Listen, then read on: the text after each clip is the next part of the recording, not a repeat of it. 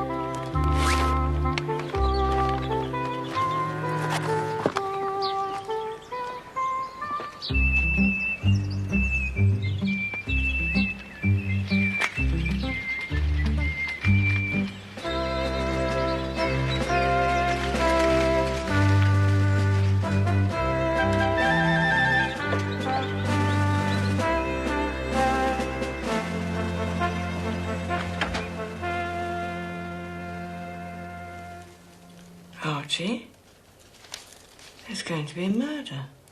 Bloody man Nero's too clever by half. That's his trouble. Jolly good. I said there's going to be a murder. What time? 7 o'clock this evening. Short notice. A murder? Hitch! Hitch!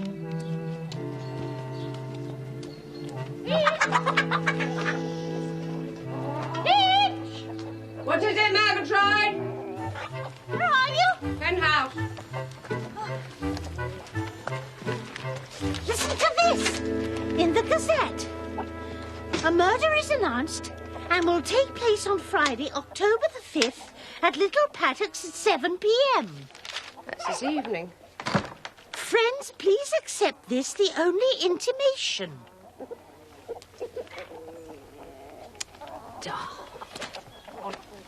What do you think it means? It means a drink. Bad sherry, probably. People don't announce murders. Marriages, yes, but not murders. Put that dreadful paper down and have a look. It isn't a dreadful paper. You're not even a worker. I'm writing a book. I mean real work.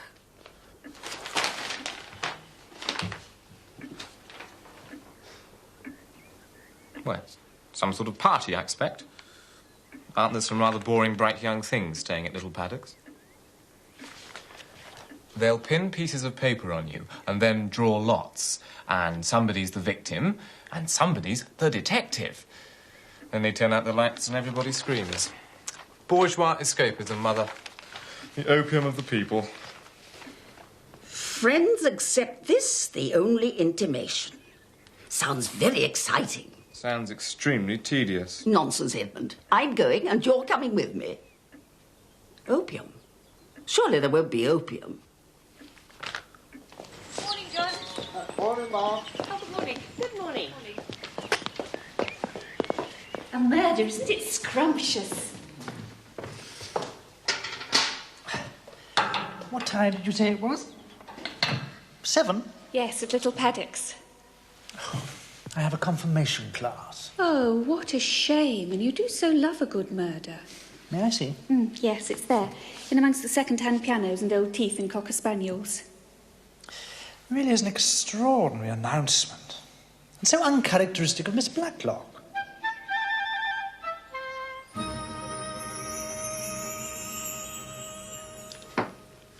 Patrick, is this your doing? No, indeed, Aunt Letty. Whatever gives you that idea?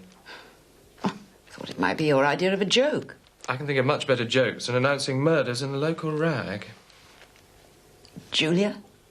Of course not. Do you think Mrs. Hames? I don't think our Philippa would try to be funny. She finds it difficult enough being serious. Or anything. It's obviously some sort of silly hoax. But why? It's very stupid. And in very bad taste. Bunny, there's nothing to get worked up about. It's obviously somebody's idea of humour. But it says today.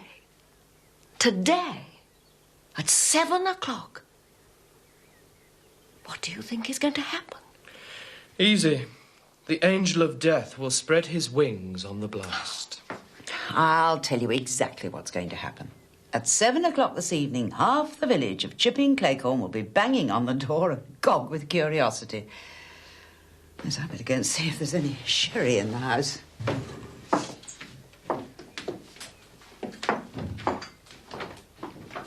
Poor Lottie. She's so worried. 2 words, 5 letters and 6 letters. Terminal stiffening of sinews. Rigor mortis. Of course. Good old rigor mortis. I wish you wouldn't talk about things like that.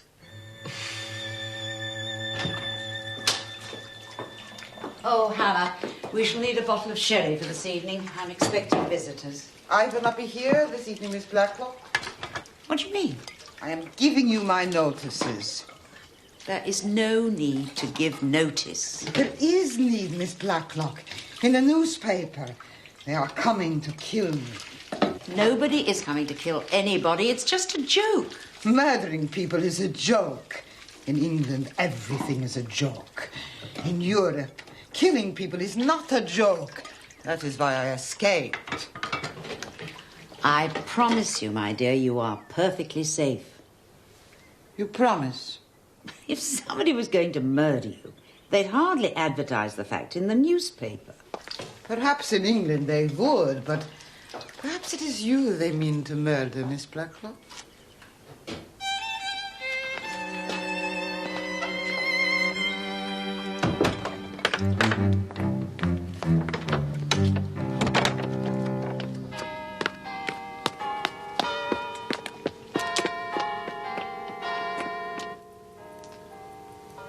You've had the central heating lit, Aunt Letty. The whole house felt clammy. Our precious, precious Coke.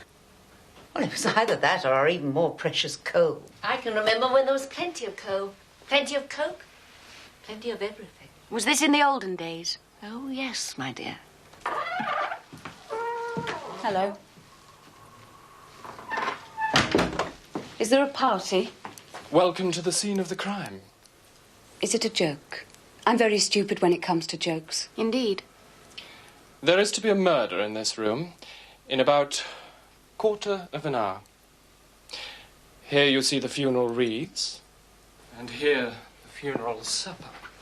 I don't understand. Read this. I was explaining. It'll be quicker and quieter if she reads it for herself. I must go and lock up the ducks. I'll do it. Certainly not. Last time we did it, you didn't put the latch down properly. I've read what it says. But I still don't understand. Nor do we. Great fun, isn't it?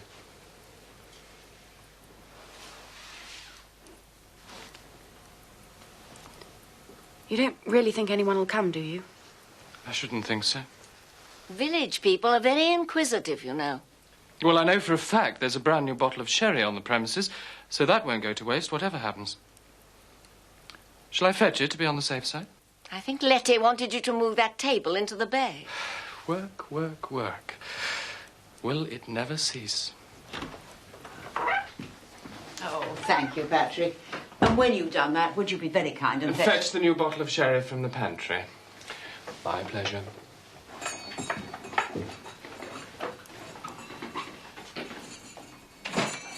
Yes, that's better. How is that better? Well, we're prepared for guests, but we don't look as if we're expecting guests. And we all give a lovely performance of a quiet evening at home and put on looks of total astonishment if anybody drops in. Precisely. I do hope nobody drops in.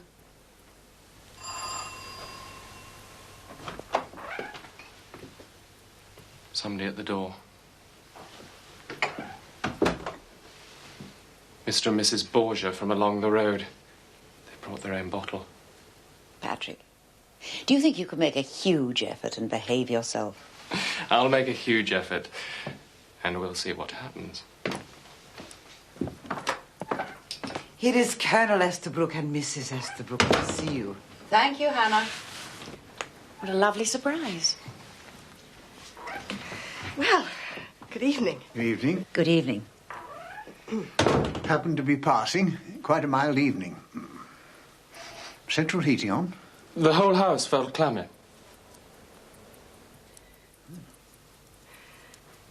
Well,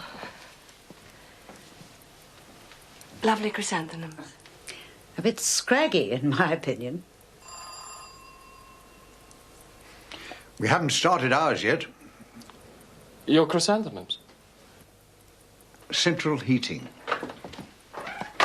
Miss Murgatroyd and Miss Hinchcliffe. Evening. Thank you, Hannah. Evening. Good evening, Miss Blacklock. Good evening.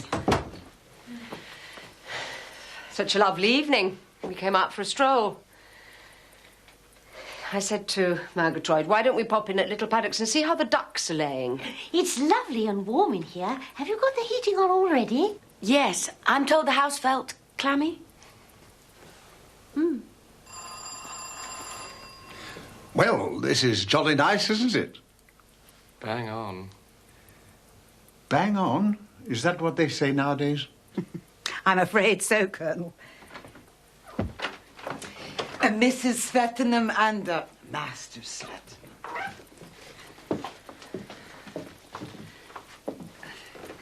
Here we are. Indeed, we are. I just popped in to see whether you might be interested in a kitten. A kitten. Our cat is just about to... Be blessed with issue. Father unknown, but probably various. The result will certainly be a monster. Edmund.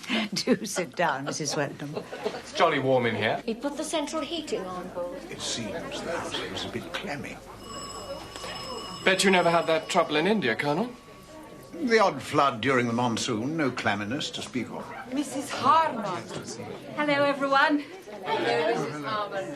Hello, Miss Hello, Mrs. Blacklock. Harmon. I'm not too late, am I? When does the murder begin? No, you're not too late. Everybody's still intact.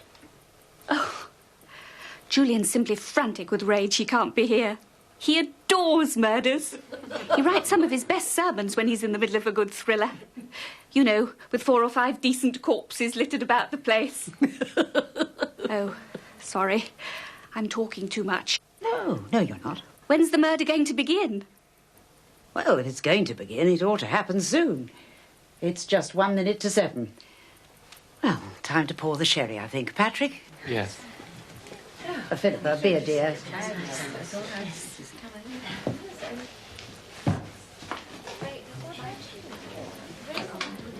What do you mean, if? Oh, I've really no idea. I know no more about it than you do. Oh. Well, now, yes, perhaps a cigarette.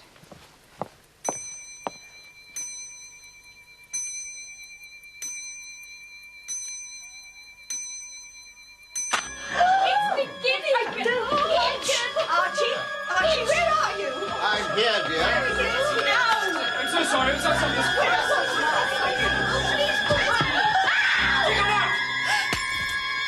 Stick up, I tell you! Isn't it wonderful? I must say it's quite impressive so far. Light! Somebody switch the lights on. Anybody got matches or a lighter? Yes, I have. Archie, take me home. Try the switches, Swettenham. They're off at the mains, or a fuse.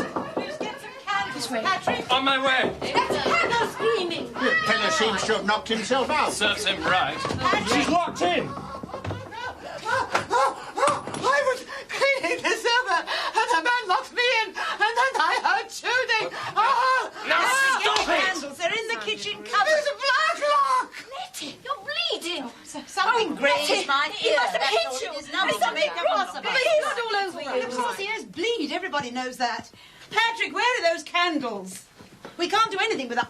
Oh, Philippa's mending the fuse. oh, thank goodness somebody's efficient in this house. Better take a closer look at the fellow. Good God. What is it? The man's dead. It was just the one fuse gone. Oh. Better see who it is. Anyone know him? Never seen him in my life. Nor me. He looks so young. Do you think he shot himself? Could have been an accident. If he tripped over that cloak thing. I know him. You do? Letty. It's that young man from the Spa Hotel at Meddenham Wells. The one who came asking you for money. So it is. He might have killed you. He came here to kill you, Letty. He did. Philippa, I know he take did. Bunny into the dining room and give her some brandy. Julia, run upstairs to the bathroom and get some sticking plasters. My blood seems to be upsetting everybody. Patrick, ring for the police.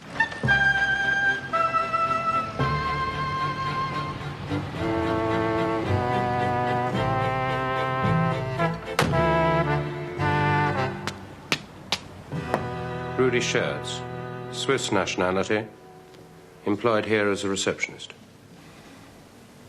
Yes, this is he.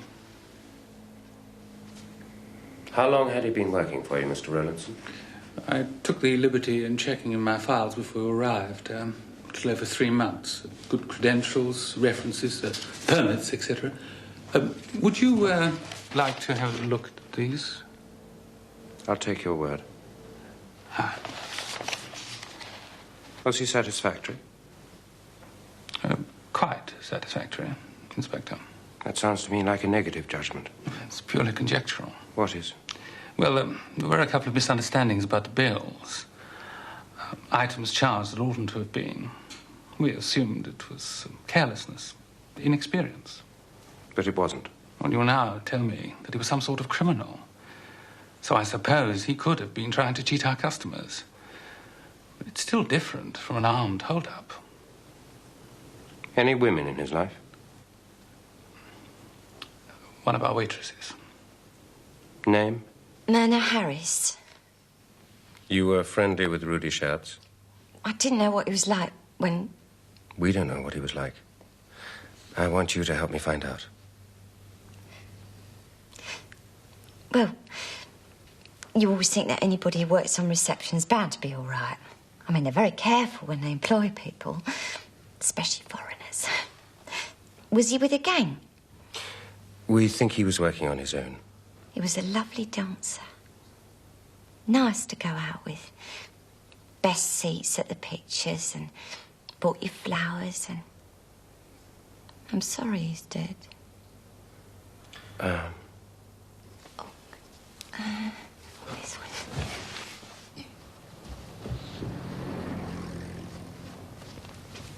Thanks. Stuff's been going missing, you know. What sort of stuff? From rooms. A diamond brooch, I think. And a little gold locket. Might not have been him. Might have been me. But it wasn't. You liked him? Yeah. He talked big, mind you. But I got used to that during the war. The Poles were bad enough. The Americans were even worse. How did he compare to the Poles and the Americans? He talked as big.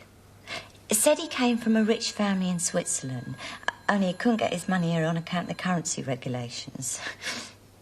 That's what he said. He didn't wear rich clothes. Very ordinary. Not real class, you know? I know. And he'd saved all kinds of people from certain death in the Alps. I don't believe that either. Did he ever mention Miss Blacklock? No, I don't think so. She sometimes comes here for lunch. So he might have met her, but... Did he ever mention the village of Chipping Cleghorn? I think he asked me about the buses once. What time they went. I'm not sure if it was Chipping Cleghorn. Might have been some other Chipping. Let's look round here. I wouldn't have gone out with him if I'd known he was a crook. But I'm still sorry he's dead. Oh, good morning, Inspector Craddock.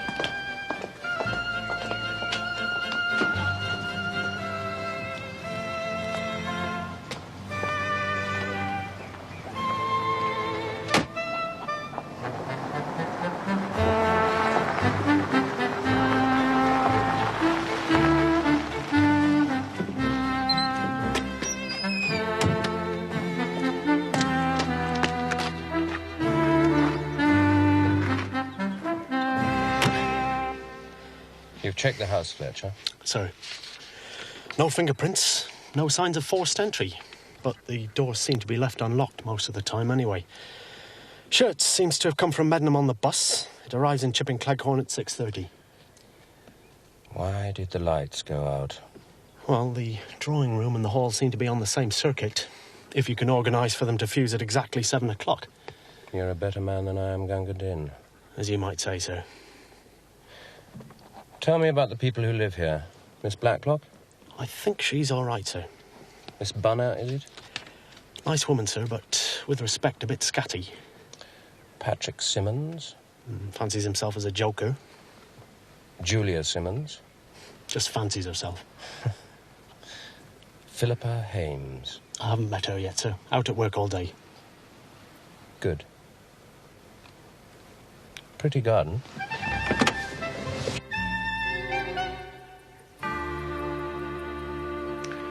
This is the room in which the incident occurred? Yes, but he tied it up, of course. Such a mess. Tables knocked over, people barging about in the dark, and a nasty cigarette burn. But that seems to happen all the time these days. Bunny, I think we should just answer Inspector Craddock's questions. Thank you, Miss Blacklock.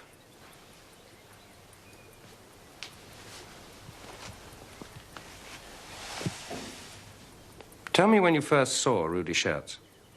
Was that his name? Yes. Well, it was about 3 weeks ago. We went shopping for the day in Medmenham Spa. We had lunch at the hotel. He came over to our table and said that he was the son of the proprietor of the Hôtel des Alpes in Montreux, where my sister and I stayed during the war. Did you remember him? Oh, no.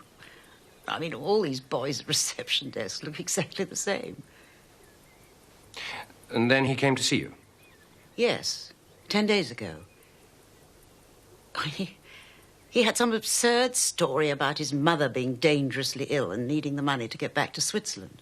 You didn't give him any money? Oh, no, certainly not. Very wise. I was secretary to a financier for many years. I know all about hard luck stories and appeals for money.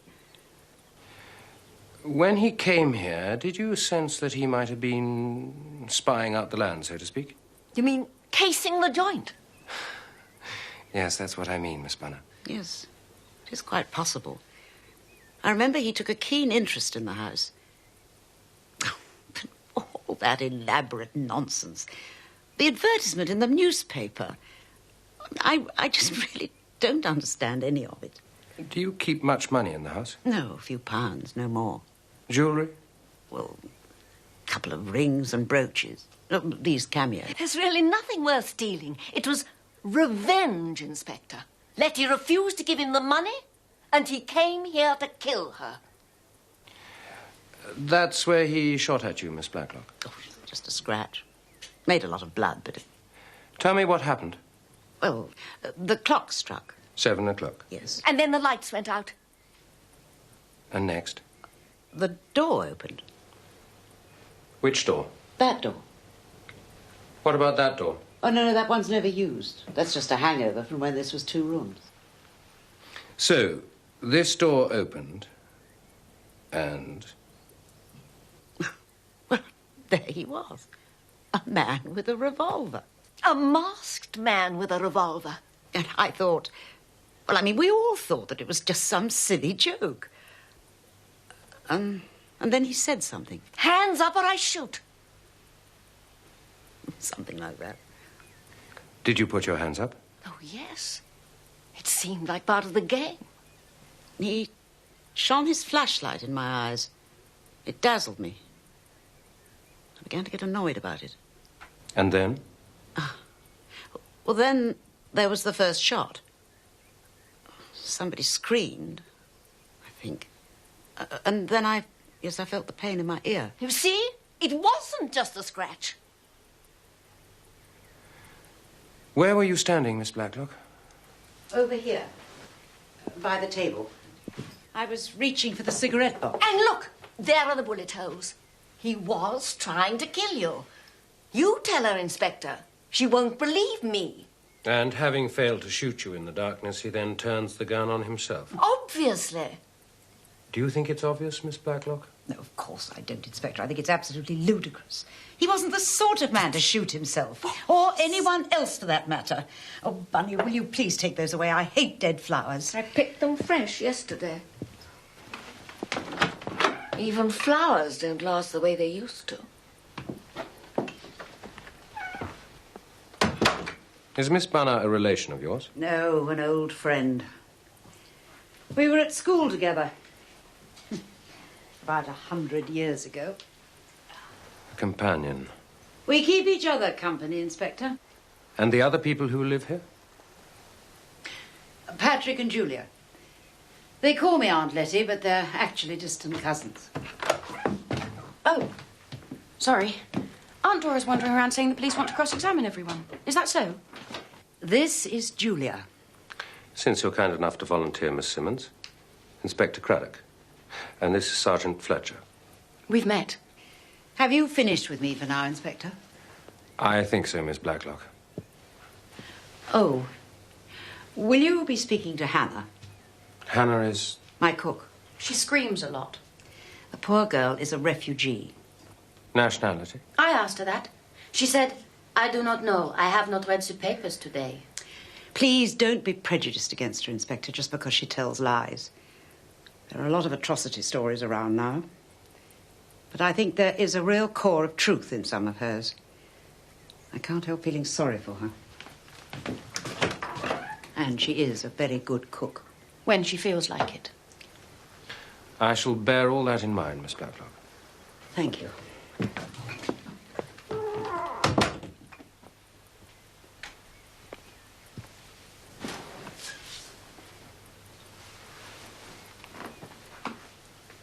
Would you like to tell me about last night? I told your Sergeant Fletcher. He wrote it all down. I'd like you to tell me. Well, a lot of tiresome people called round. Who? In order of arrival. Colonel and Mrs. Easterbrook, Miss Hinchcliffe and Miss Murgatroyd, Mrs. Swettenham and Edmund Swettenham, and Mrs. Harmon, the vicar's wife. They all said the same things. What lovely chrysanthemums, and I see you've got your central heating on. Except Mrs. Harmon. She said what everyone else was thinking. What time's the murder? You like Mrs. Harmon? She's the best of the bunch. And then? The lights went out, and this man walked in and said, "Stick 'em up, you guys," or something equally ridiculous. Then the shooting started. It wasn't ridiculous anymore. Was the only light from the man's torch? Yes. And from what you could see, when he fired the shots, was he aiming at Miss Blacklock? From what I could see, I shouldn't think so. A revolver in one hand, a torch in the other, having to keep that silly door open, everybody all over the place, he'd well hit anyone. If he really wanted to take a pot shot at Aunt Letty, I can think of 1,000 better ways of doing it. Stand behind a hedge anywhere around the village and do it, bang, like that. Understood. But to fill the room with all the friends and neighbours, put that silly advertisement in the newspaper, it's more like a student rag. You're a student, I believe, Miss Simmons. I'm training as a dispenser at Milchester General Hospital. But if I'd planned last night as a joke, I wouldn't have filled the room with colonels and vicars' wives. And if you were planning a murder? I'm a dispenser. I'd mix a lethal potion. Quick and clean and quiet. Should I make a note of that? Better not. In case anyone else pops off in suspicious circumstances. Is your brother at home? No, he went out somewhere. He's a student too, did you know? Really? Milchester University, reading engineering. Occasionally. He's a bit of a waster. But I like him, considering he's my brother. And I believe he was quite heroic during the war.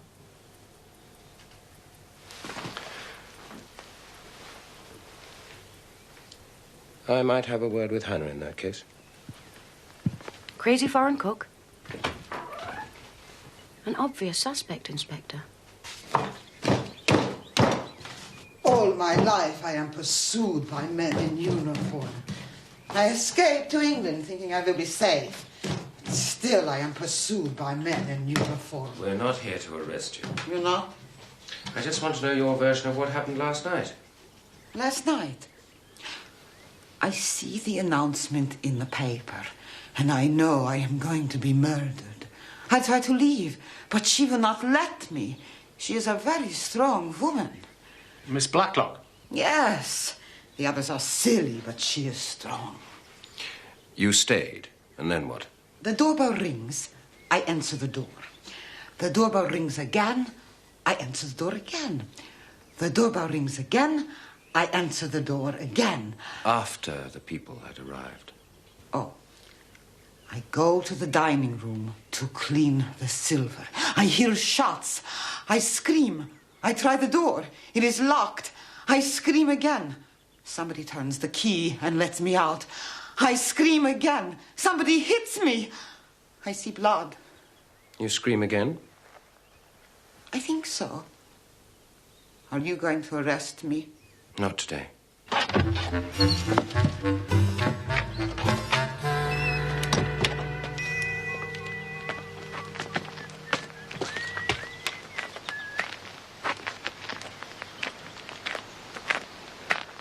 Gosh. Am I too late for the sleuths? Mr. Patrick Simmons. Am I under suspicion? And there is a feeling that placing the advertisement in the newspaper was your style of joke. It is the sort of thing I go in for. Habitually? Occasionally. At some point, we'd like your version of what happened last night. It'll be as confused and contradictory as everybody else's. In that case, perhaps you'll let us know where we'll find Mrs. Hyem. Our Philippa. She works at Deas Hall. Assistant gardener. I know it, sir. Along the road to the left. Philippa doesn't say much. She's nice, in an anonymous sort of way. Not the murdering kind. But then nobody is. Somebody must be. Unless the fellow shot himself. Peculiar way to commit suicide. Equally peculiar way to commit murder.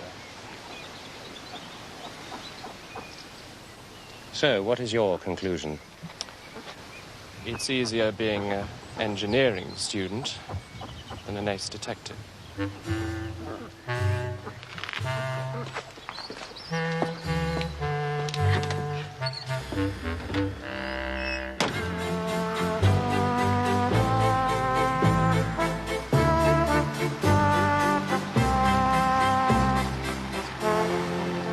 You arrived home at what time last night? About 6. I had a bath, got changed, then found some sort of party was about to happen. And when you arrived home, which door did you use? The side door. I'm generally a bit mucky, so I never use the front door. Was the door unlocked? Yes, I locked it when I came in. I see. Tell me about the hold-up. The lights went out exactly as the clock was striking 7. The door opened and this man shone a torch on us and flourished a revolver and told us to put our hands up. Which you did? No, I didn't, actually. I thought it was just fun. And I'd been working all day, so I thought, bother it, I'm not putting my hands up. You were bored by the whole thing? Yes, I was, rather. Where were you standing? By the mantelpiece, I was looking for my lighter. When the man shone the torch around the room, did you get the sense that he was looking for somebody? No. He wasn't looking for anybody? Thinking about it since it happened, he did it in a vague sort of way, just waved the torch about aimlessly as if he hadn't the faintest idea what he was there for. When you saw the body, did you know the man? No. But then I can't really afford to eat at the Royal Spa Hotel. That being so, presumably you don't keep any valuable jewellery at the house. I wish I could. There's my engagement ring and a couple of brooches. Are you aware of anything valuable in the house? Not what you'd call loot. Some quite nice silver, but nothing out of the ordinary. Miss Blacklock likes to wear her strings of pearls, but they're just costume. I'm sorry to be so unhelpful. Patrick says I'm too sensible for my own good. It's not a bad thing being sensible, Mrs. Hyem. And he stood there, A shadowy figure with a revolver, and that blinding torchlight sweeping around the room, and he said, "Your money or your life." He didn't say anything of the sort, Mother. I've never enjoyed myself so much for years. Until the bullet started. Then it was quite dreadful. Do you know where you were standing when this happened? I've no idea. Where was I standing, Edmund? Oh, I don't know. Do you remember who you were speaking to? Either Mrs. Harmon or Colonel Easterbrook, I think. Edmund? I haven't the faintest idea. Do you remember who you were speaking to? I was in the middle of the room, talking to Julia Simmons. When the man shone the torch, did he hold it still or move it around? It was right in my eyes for ages. I couldn't see a thing. He moved it around slowly, so as to see what we were all doing. 3 shots were fired. 2 of them hit the wall, one of them injuring Miss Blacklock en route. The third killed the intruder. Do you think it was suicide or an accident? It certainly seemed to me like one of those. Though I did say to Edmund, it felt more like murder. Except that doesn't really make sense, does it? You just told the inspector that it was all 3. Don't be silly. Murder, suicide, and an accident. I'm simply trying to be helpful. And I appreciate it, Mrs. Swetnam. Psychology. There's your answer. Psychology? Got to understand the criminal mind. What leads him to put the advertisement in the paper? Psychology. Wants to draw attention to himself. Probably had a rough time at the Spa Hotel. Other members of the staff looking down on him because he's a foreigner. Yes, can easily happen. Chances are some pretty girl turned him down. He wants to win her affection. How will he do it? He'll be the tough guy. The gangster, the masked man with the gun. The hero. Sort of Robin Hood with an audience to play to. Robbery with violence. Steal from the rich. And it all goes wrong. Absolutely. Took the words right out of my mouth. The crucial moment comes, loses his nerve. Panics. Shoots blindly in all directions. You thought he shot blindly? Oh, no doubt about it. A room full of people, he manages to miss the lot. Suddenly it becomes real to him. The dream becomes a nightmare. Can't face the truth about himself. Decides to put an end to it all. Psychology. Isn't it wonderful, Inspector? The way Archie knows exactly what happened. Yes, Mrs. Easterbrook. Wonderful.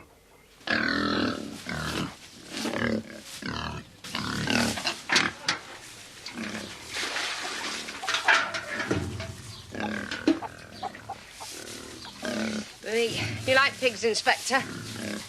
Oh, I love them. Make a nice rusher by Christmas, this one. Yes, I'm sure. Well, what can I tell you? Anything you remember about the incident last night? Incident? We used to have incidents when I was in the ARP during the war. Saw some incidents then would make your hair curl. Enjoyed every minute of it. You mean where was I when the shooting started? Yes. Leaning up against the mantelpiece, hoping to God somebody would offer me a drink. Tell me about the shots. Were they fired blindly or aimed at one particular person? No idea. The torch was whirling around, dazzling everybody. And the shots were fired. And all I could think was it was that damn fool Patrick up to his silly games. You thought it was Patrick Simmons? Process of elimination, really. Edmund Swetnam, some sort of intellectual communist who writes books, a bit soft, if anything. Old Colonel Easterbrook isn't much of a one for jokes, but Patrick's wild enough for anything, though not robbery with violence. What about your friend, Miss Murgatroyd? Did she see anything? Murgatroyd! She's up a tree. Police!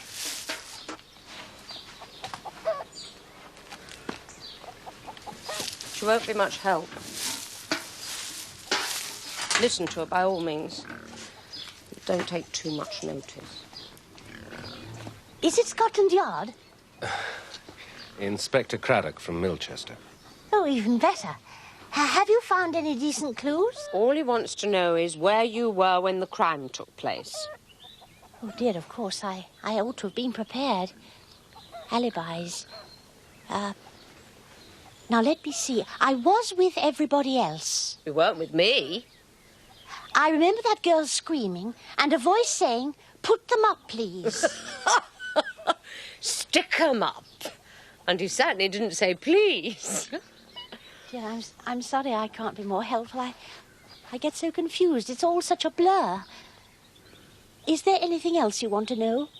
No, I don't think so. The inspector's already made up his mind about you, Murgatroyd. No question of it. Well, I'll say anything that'll help, if it's likely to help. I think you'll find the vicar's wife more value than the two of us put together, Inspector. We're more used to pigs. You've both been extremely helpful, and I'm very grateful. Thank you. Oh, Hinch, was I very awful? I get so flustered. As usual, you were quite astonishing. Thank you.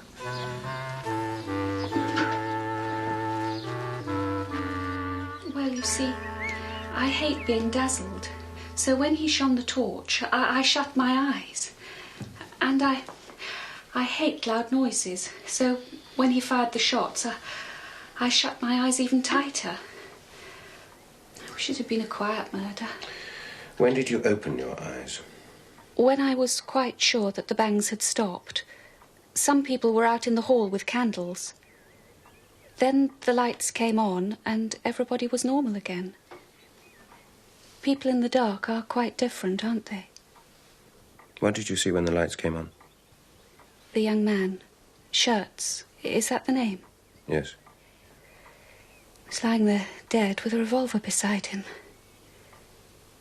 He looked so young and surprised. It doesn't make sense. All this in Chipping Cleghorn. I agree. Except I have to make it make sense. They all tell different versions of the same story. And even if they told the same version, it still adds up to nonsense. An important question, Fletcher. So? How good is your typing? Rough but accurate. Good. The Chief Constable likes accuracy. I'll try not to disappoint him. Now sit down, Craddock. Thank you, sir. Anything new since you wrote this report? Information from the Swiss police. Schertz had a criminal record. Ah. Petty thieving, falsified entries, checks. A dishonest man.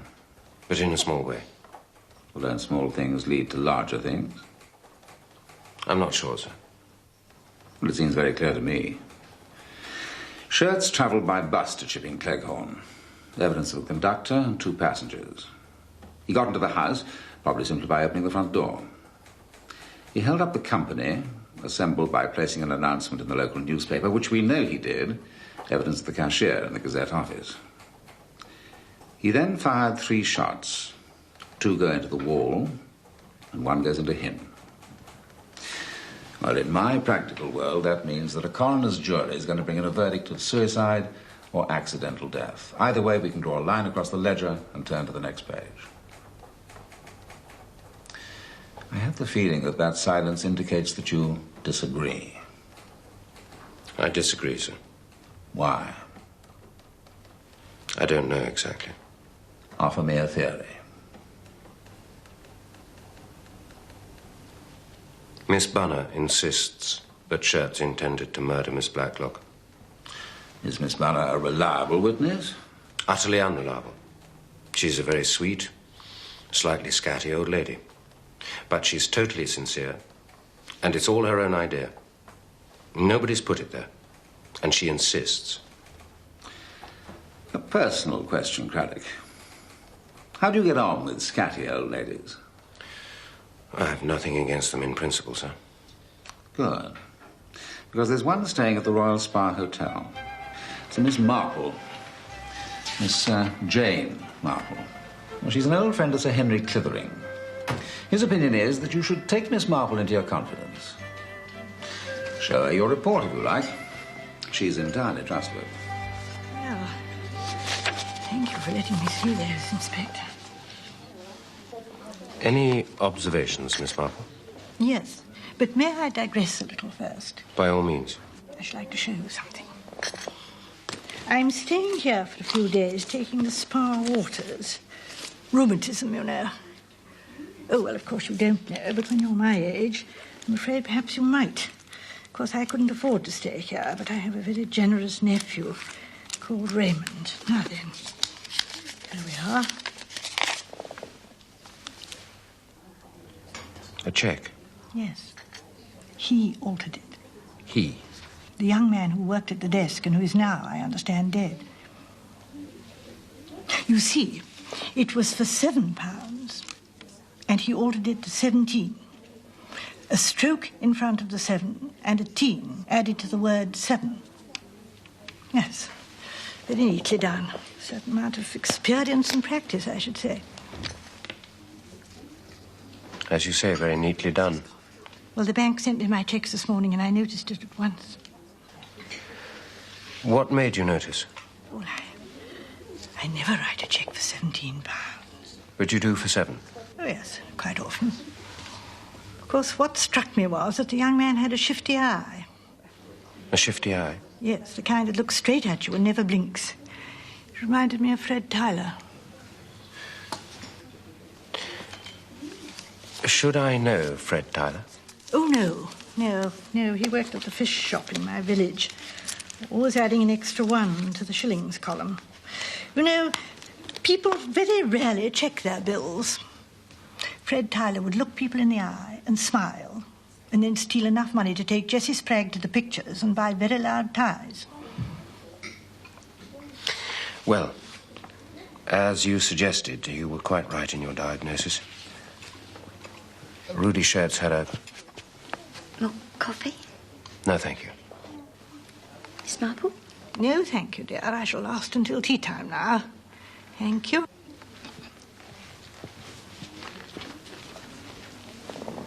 Have you talked to her, Inspector? I'm sure you have. Yes, I did. Well, talk to her again, because I think there's more to come. She brought me kippers this morning instead of herrings and forgot the milk jug. You see, he may have told her who it was. I'm sorry, who what was? Well, who it was put him up to it. You think somebody put him up to it? Well, yes, I think that's obvious, don't you? Well, to be truthful, it's not all that obvious to me, Miss Marple. Oh, I'm so sorry. Yes, well, do forgive me, but you see, here is a personable young man. He filches a little here and there, a petty thief, likes to show off to the girls. Then suddenly he goes off with a revolver and holds up a whole room of people. Well, he'd never have done a thing like that. But we have witnesses to say that he did precisely that. Oh, no. You have witnesses to say that he flung open the door and shone a torch. And pointed a gun at them. But it was dark. How could they possibly have seen a gun? You mean... I mean, they thought they saw a gun. They heard shots. They heard him say, "Stick 'em up," or words to that effect. And then afterwards they saw the gun lying on the floor, but they couldn't possibly have seen the gun when he first came into the room. Which means somebody else fired the shots. Well, that's logical. The same person who persuaded Rudy Schertz to put the advertisement in the paper and to burst open the door, shine a torch and say those ridiculous words. You're telling me to look for a Mr. X? A Mr., Mrs. or Miss X, I should say. You know, Inspector, some of the best murderers are women, especially in an English village. You turn over a stone, you have no idea what will crawl out. But somebody who wanted to kill Miss Blacklock. Well, it has that appearance. Well, I must say, you've turned my entire investigation inside out. Oh, I am so sorry. I didn't mean to interfere, Inspector. May I cause you yet more trouble? If you like. May I change my mind and have some cheese and biscuits?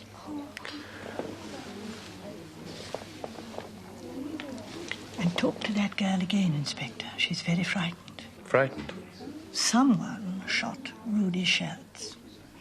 Somewhere in Chipping Cleghorn, a killer is at large.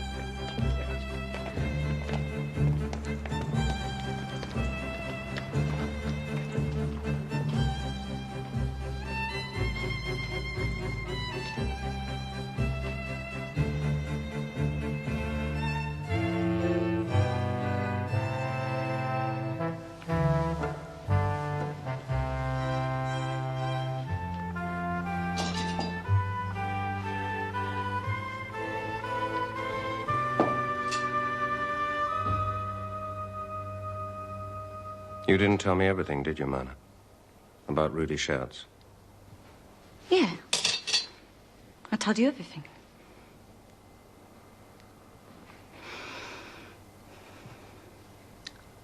I told you nearly everything. Tell me the rest. My mum said that I'd be an accessory before the fact. Do you know what that means? It sounded horrible. I'm sure your mother's wrong. What happened? Well, the night Rudy died, we were supposed to be going to the pictures, and then he said he wouldn't be able to come, and I got cross because I just had my hair done. And I told him I didn't fancy being stood up by a foreigner. And he got mad at that and showed me that advertisement in the paper. The one that said a murder is announced? He said it was a silly English joke. It was always going on about silly English jokes. What exactly did he say he was going to do? He told me he was going to stage a sham hold-up, pretend he was a gangster and scare all the people. Why was he doing this? Because somebody was paying him. He said he'd be willing to pocket, and he was going to buy me a watch. Somebody paid him to put the advertisement in the local paper and do the hold-up? Yeah. Who? He never said. You're sure about that? Sure, honest. I mean, I'd tell you if I knew. Now that I know, it don't make me an accessory. Did you know he had a gun?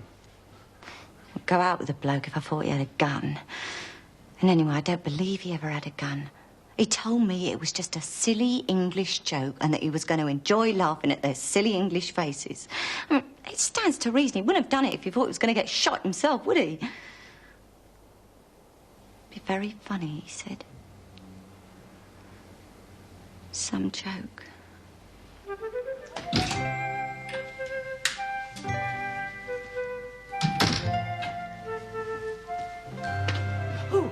Oh, Inspector Craddock, have you had any success with Myrna? You're quite right, Miss Marple. She hadn't told me the full story. No, I thought not. As you suggested, somebody paid Rudy Schertz to place the advertisement and stage the hold-up. And there's no indication as to who it was? None at all. Inspector, I shall be staying in Chipping Cleghorn for the next few days. I don't suppose there's anything I can do, but I shall in fact be at the vicarage, in case you should want me. The vicarage? Mrs. Harmon, the vicar's wife, is a distant niece, so I took the liberty of inviting myself. So I may perhaps see you again in Chipping Cleghorn. I dare say.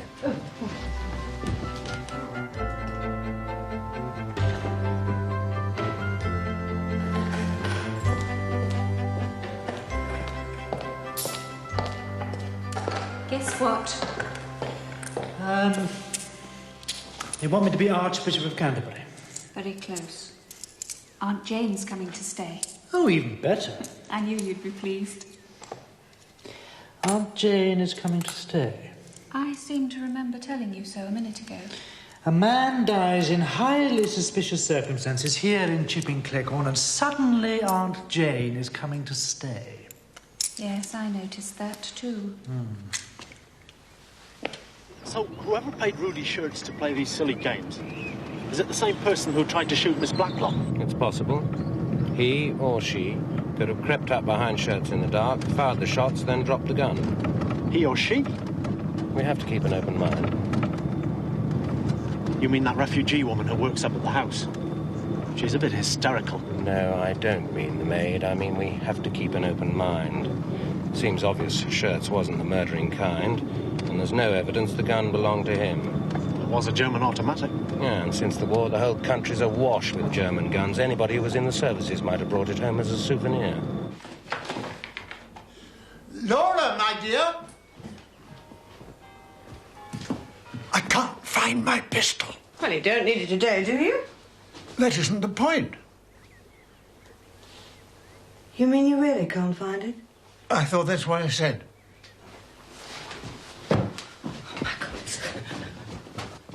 It should be in here. When did you see it last? God knows, months ago. Well, I remember clearly. I saw it on Saturday. On Saturday, are you sure? Absolutely certain. You were grumbling about your collars and the laundry. Come, my dear, I never grumble. You were grumbling. And I looked in this drawer and the gun was there. It was the day after that business at Little Paddock's. And I remember thinking, well, at least it wasn't your gun he used. Unless he took it, did the job, replaced it. And then stole it again. Rather tricky, as the young man was dead. Well spotted, my dear. Still, we needn't bother the police about it. It's just an old war souvenir.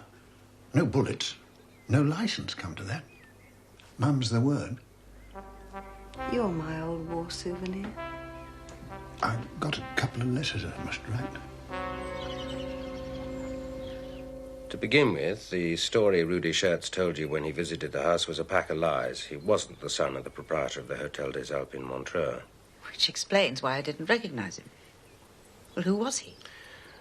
He'd had various jobs, a hospital orderly in Bern, a waiter, a shop assistant. Wherever he went, things tended to disappear. A picker-up of unconsidered trifles. Exactly. The Swiss police were becoming a little tired of him, so he armed himself with forged papers and came to England. Another displaced person with a good cover story. Why pick on me?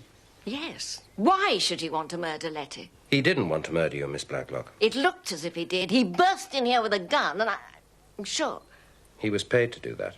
Paid? Yes. Somebody else wanted to have me murdered? Is that what you're suggesting? That is what the evidence suggests. Nobody could possibly want to murder Letty. It's ludicrous. Please understand, Inspector, I have no hidden Rembrandts, no enemies that I'm aware of, and no guilty secrets about myself, or anyone else for that matter. I would like to speak to your maid. Is she at home? Hannah's in the kitchen. Because she's a foreigner, she's an automatic suspect, is that it? No, that's not it. She works hard, and her papers and her permit are in perfect order. The same applied to Rudy Schertz. The late Rudy Schertz.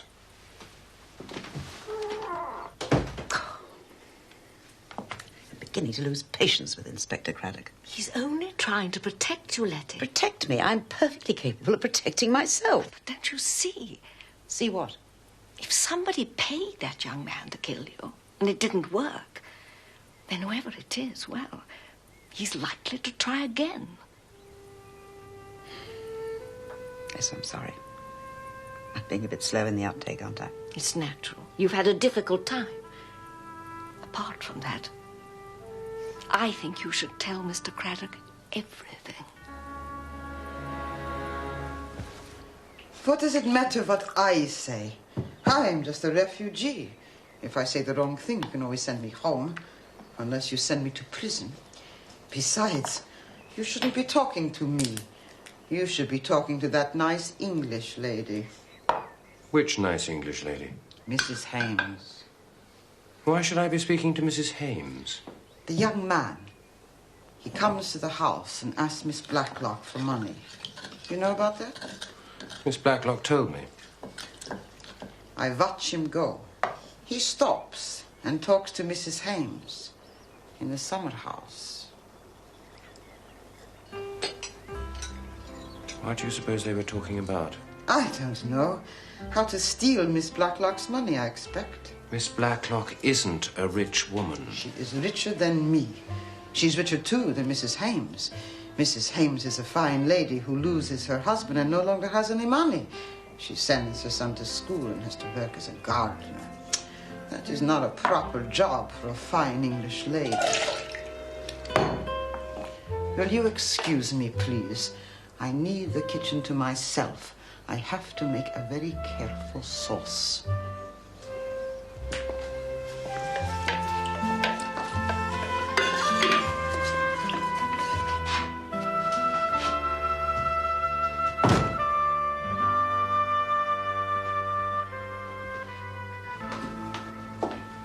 Wrong door, Inspector. That one doesn't open. It's from when there were 2 rooms. We used to have the hall table against it. When was the table moved? A couple of weeks ago. Something to do with flowers. Philippa, Mrs. Hyem, did a big vase. All twigs and branches and people getting their hair tangled up. So we moved the table. Is it nailed up? No, just locked. Do you have the key? Yes. In here, I think. Oh, yes, here. There. Careful. There might be something resting against the inside.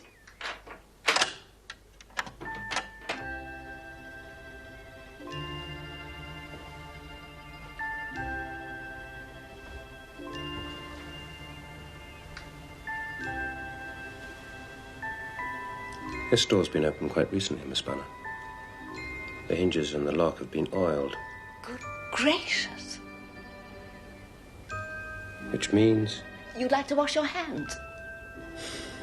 Which means? When Schertz came in this door and did his party piece, anybody could have slipped out through the other door, stood behind him, and fired the shots at you, Miss Blacklock. Are you suggesting that one of my neighbours, one of my nice, commonplace neighbours, slipped through that door and tried to murder me? Oh. Who's your main suspect, Inspector? The vicar's wife?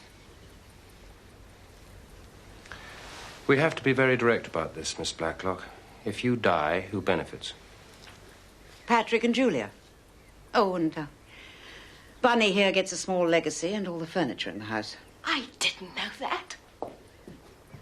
Thank you, Letty. It's hardly the sort of thing one talks about as a rule.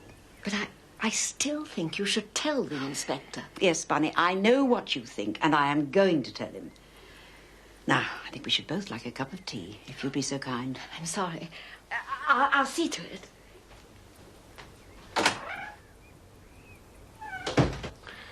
What is Miss Bunner anxious for you to tell me? I'm not worth murdering now, Inspector. But in a few weeks' time, I might be. Why? Because I shall be a very rich woman. Please sit down.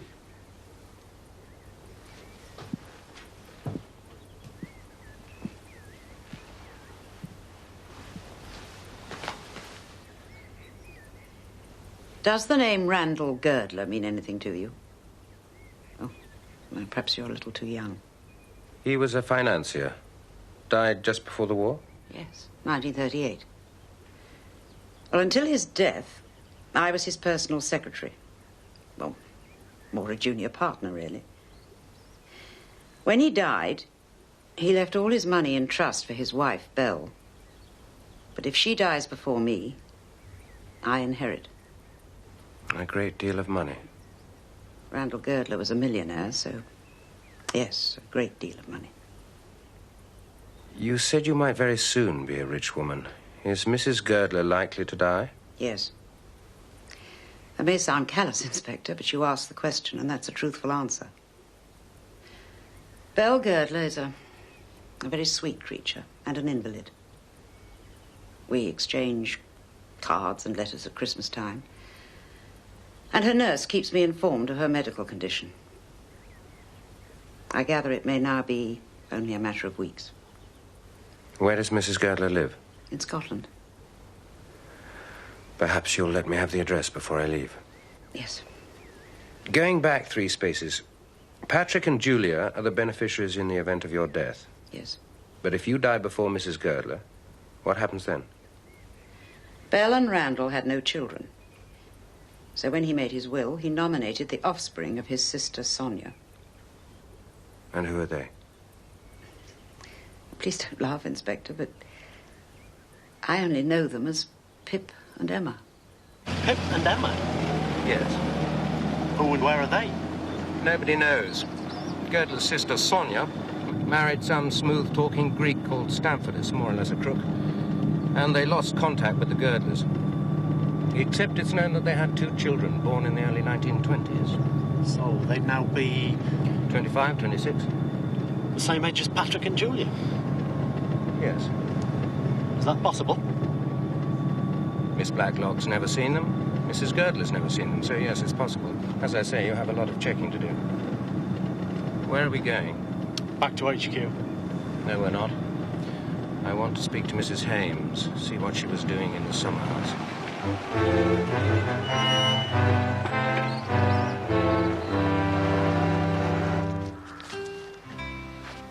I'm happy to verify a statement if it means I can stand up straight. The dead man, Rudy Schertz, you told me he was a stranger to you. Yes?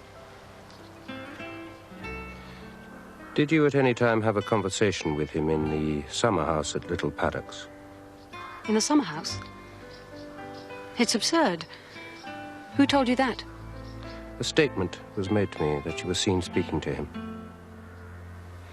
I expect it was Hannah. She tells lies. I've never met Rudy Schertz in my life. And I couldn't have seen him. I'm here every day.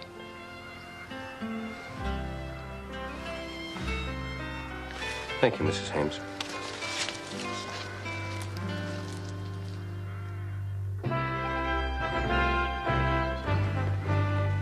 Good morning, Colonel. Morning, Inspector. You're up bright and early. Habit of a lifetime, up with the lark. Check the defensive perimeter. I'm told you have a German pistol. Yes, unofficially, of course. Souvenir of victory and all that. May I see it, officially? Well, fact of the matter is, Inspector, damn thing's disappeared. I see. When? All I can tell you is that my wife saw it in my drawer last Saturday. You mean it disappeared after the killing? Well, according to my good lady, yes. I see. Well, I'll leave you to check your defensive perimeters.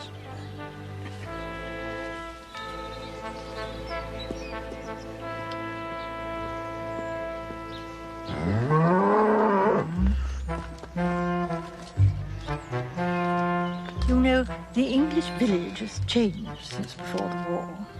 That's really because the whole world has changed. A village like Chipping Cleghorn, for example, it may look the same, simple and peaceful and eternal, but it isn't. You see, in the old days, everyone knew each other. And if someone new came to the village, then they brought letters of introduction. They'd either been in the same regiment or the same ship or the same colony as someone already living in the village, you see. And that no longer applies? Oh, gone forever, I suspect. Well, the big houses are sold, the cottages converted, and people simply come in from anywhere. From India, Hong Kong, or Italy, and made a little money and are able to retire. No letters of introduction, no roots. You had to believe their stories and take them at their face value. Plus their ration books and identity cards. Oh, can you really believe in a ration book and identity card? Horrible things, inhuman. So, Pip and Emma could be Patrick and Julia. Oh, quite easily, I imagine, but I think they sound rather fun, not at all the homicidal type. But I'll try and find out. You will be careful, won't you? Oh, of course. A policeman asking questions is open to the gravest suspicion, but an old lady asking questions is just an old lady asking questions.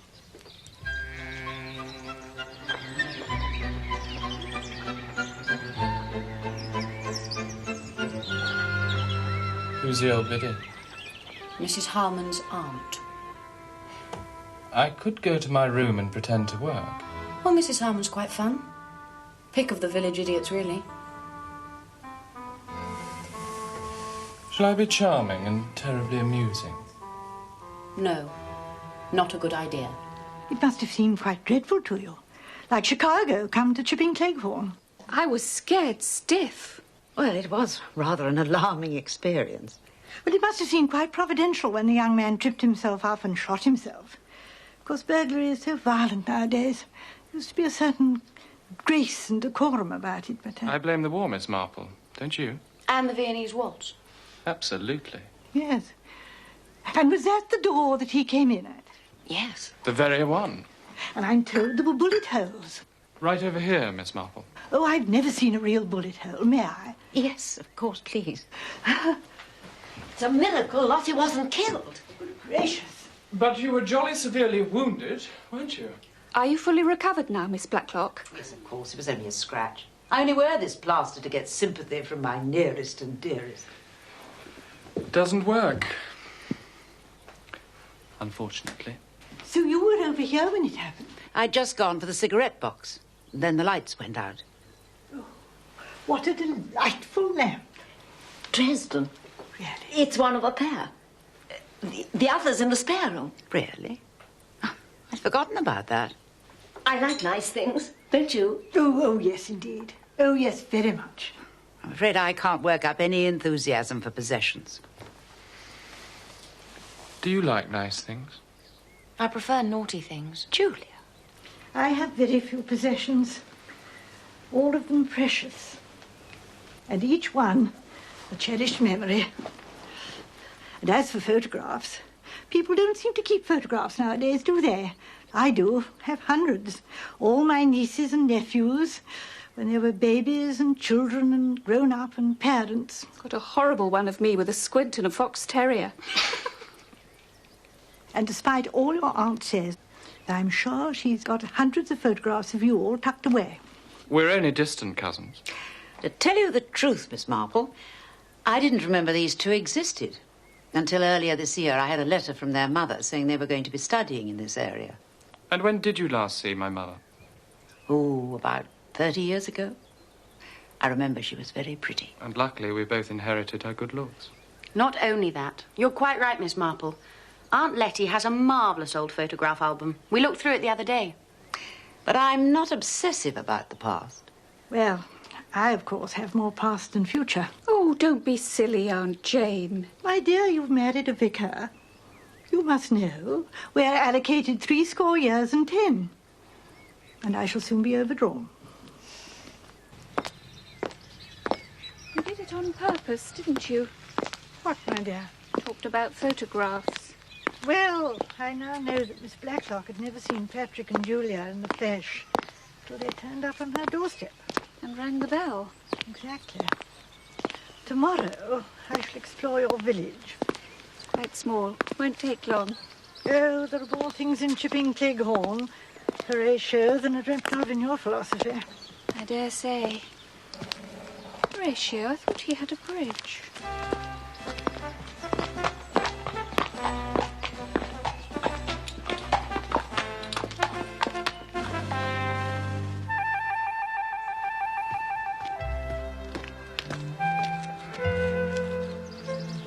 Morning, Philippa. Hello? What are you doing? Can't you see? Well, I'm no gardener. I mean, you seem to be poking around aimlessly in the soil. I'm pricking out winter lettuce. And, exquisitely, too. Please go away, Edmund. You've no business to be here. Wrong. I have business. Mrs. Lucas rang my mamma this morning, very anxious to trade one of her surplus vegetable marrows for, a pot of honey. Yes, we're swamped with vegetable marrows. So, I have my alibi, using the word loosely and incorrectly. There's no question of dalliance. Good. Faultily faultless, icily regular, splendidly null. I beg your pardon? It's Tennyson writing about Maud, but it's really about you, Philippa. Splendidly null. It isn't much of a compliment. But it isn't meant to be.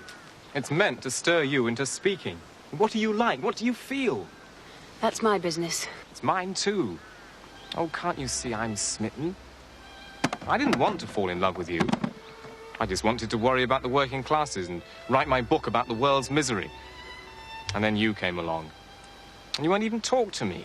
I'm talking to you now. Not really talking. Tell me about anything. Tell me about your husband, if you like. We met. We got married. Harry was born. Ronald was killed in Italy. Harry's a nice kid. I like him. I think he likes me, too. Oh, let's get married, Philippa. You can go on gardening, and I can go on writing my tripey book, and we can sponge off Mother. My eyesight is defective, but I'm very sincere. No, I don't think so. Very well. In that case, you'd better lead me to that vegetable marrow.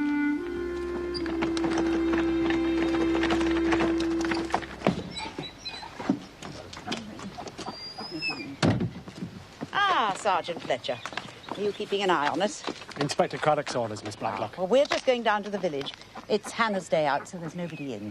I see. So if you could... Keep an eye on the house. Yes, please. The sergeant can make himself a cup of tea. Oh, yes, of course, Sergeant, please do.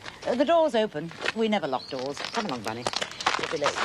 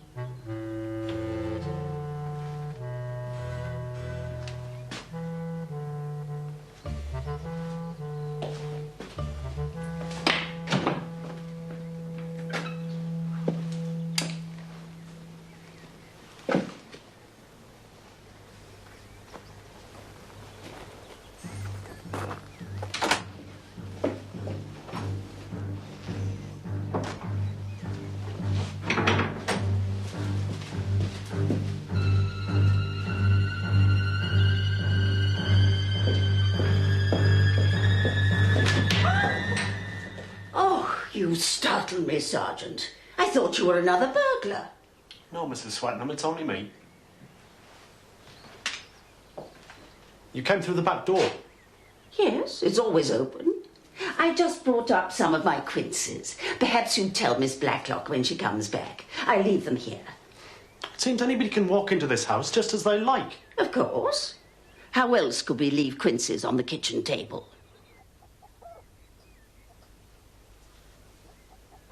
Murgatroyd. Yes, Hinch? I've been doing a bit of thinking. What about? Well, that pantomime the other night. It's all too fishy. Now, take this revolver. Well, that's a trowel. I know it's a trowel. We don't stock revolvers, do we? I suppose not. And this torch. Now, go outside, come back in, wave the torch around and the revolver like he did. And say stick 'em up. Why? Because what happened the other night was fishy, and I want to find out what made it fishy. I'll try.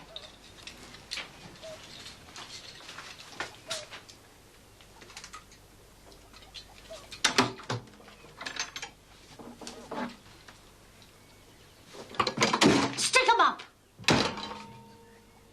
The door won't stay open. Exactly. That's the fishy bit.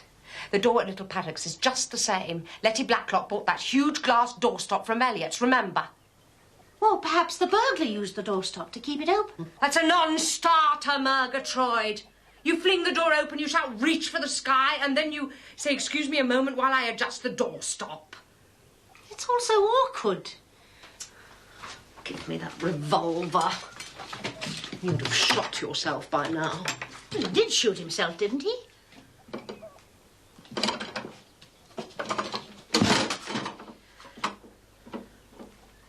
Somebody must have held the door open for him.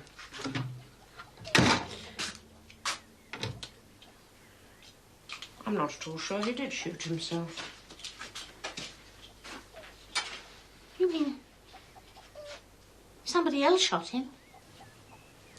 That's the only alternative to shooting oneself, in my experience. You've had experience? Of crimes of violence. Lots. Two-gun Hinchcliffe, the terror of Kidderminster. I don't believe you.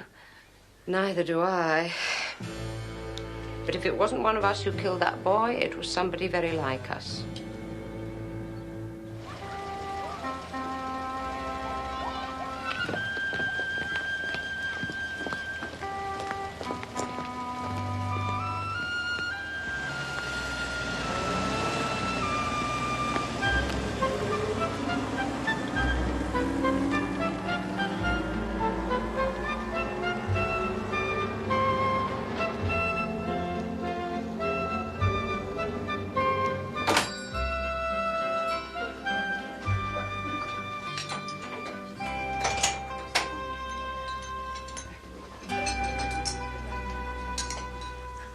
Miss Marple.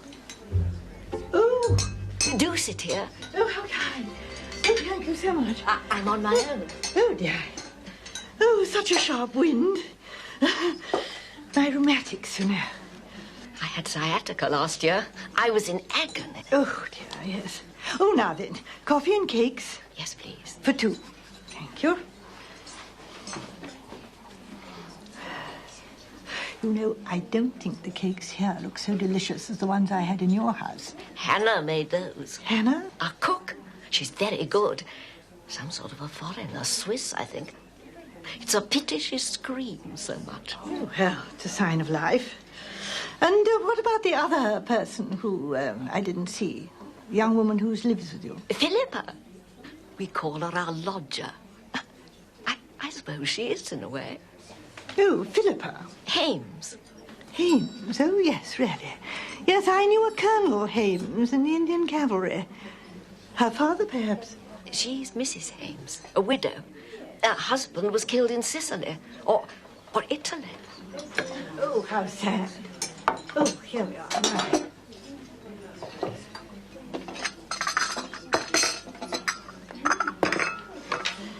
Now then, would you like me to pour out? Yes, please. Coffee.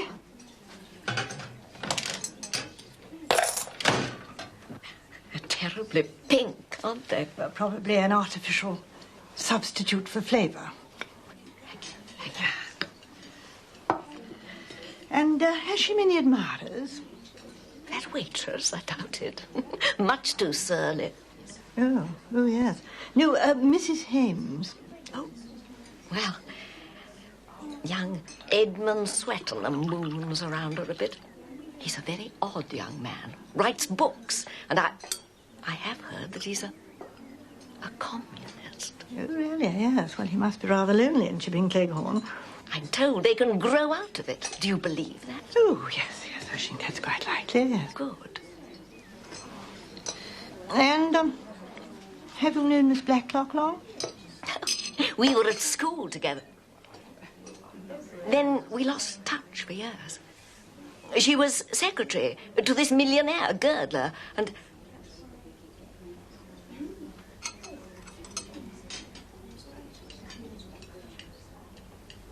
Tell me, I didn't do wrong, Miss Marple. I'm afraid I don't know what you're talking about, Miss Barlow.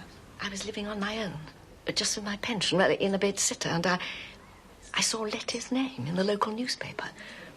She was at a charity luncheon in aid of the Milchester Hospital. And I wrote to her. Not a begging letter. It wasn't that. Oh, no, of course not. No, you wrote a friendly letter to an old school chum. And you met. She was lonely, and you were lonely.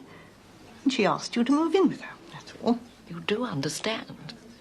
I understand everything about lonely old ladies. I can tell. You're very comfortable to talk to, Miss Marple. You see, I get so angry when I see people taking advantage of Letty. And I do hope that I'm not like that. She's left me all the household goods and an annuity. But that's her decision. I haven't taken advantage of her. Truly. Oh, no. I'm quite sure you haven't. No. And do other people take advantage? Young Patrick.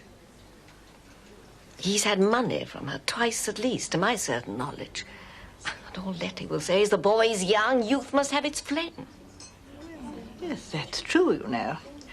And, of course, he is handsome and, though a trifle insolent, I agree, but on the other hand...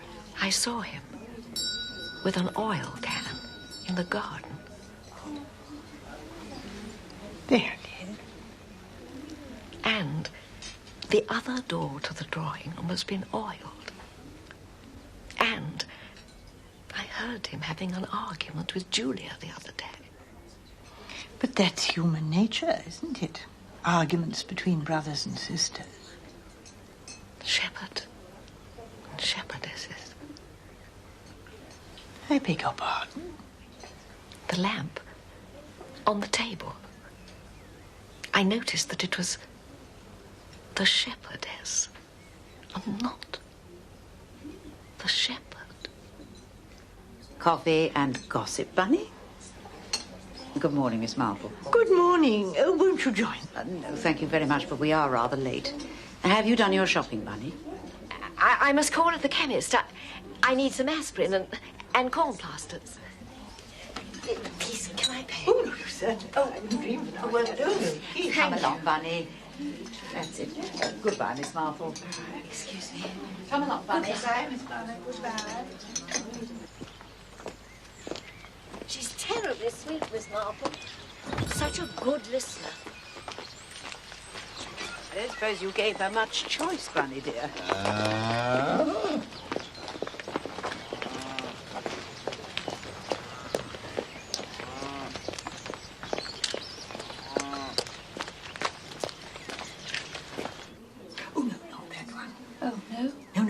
One of those. They taste of salmon. Oh. I think I'll just have the coffee. Very wise. So, what were you talking about? Family loyalty. Oh, I hope it wasn't as tedious as it sounds. Oh, no, on the contrary, very revealing. You see, nearly everyone assumes that people murder out of hatred. But of course it may be out of loyalty. Or even love. Love? Now tell me again who was in the room that night. Miss Blacklock, Rudy Schertz.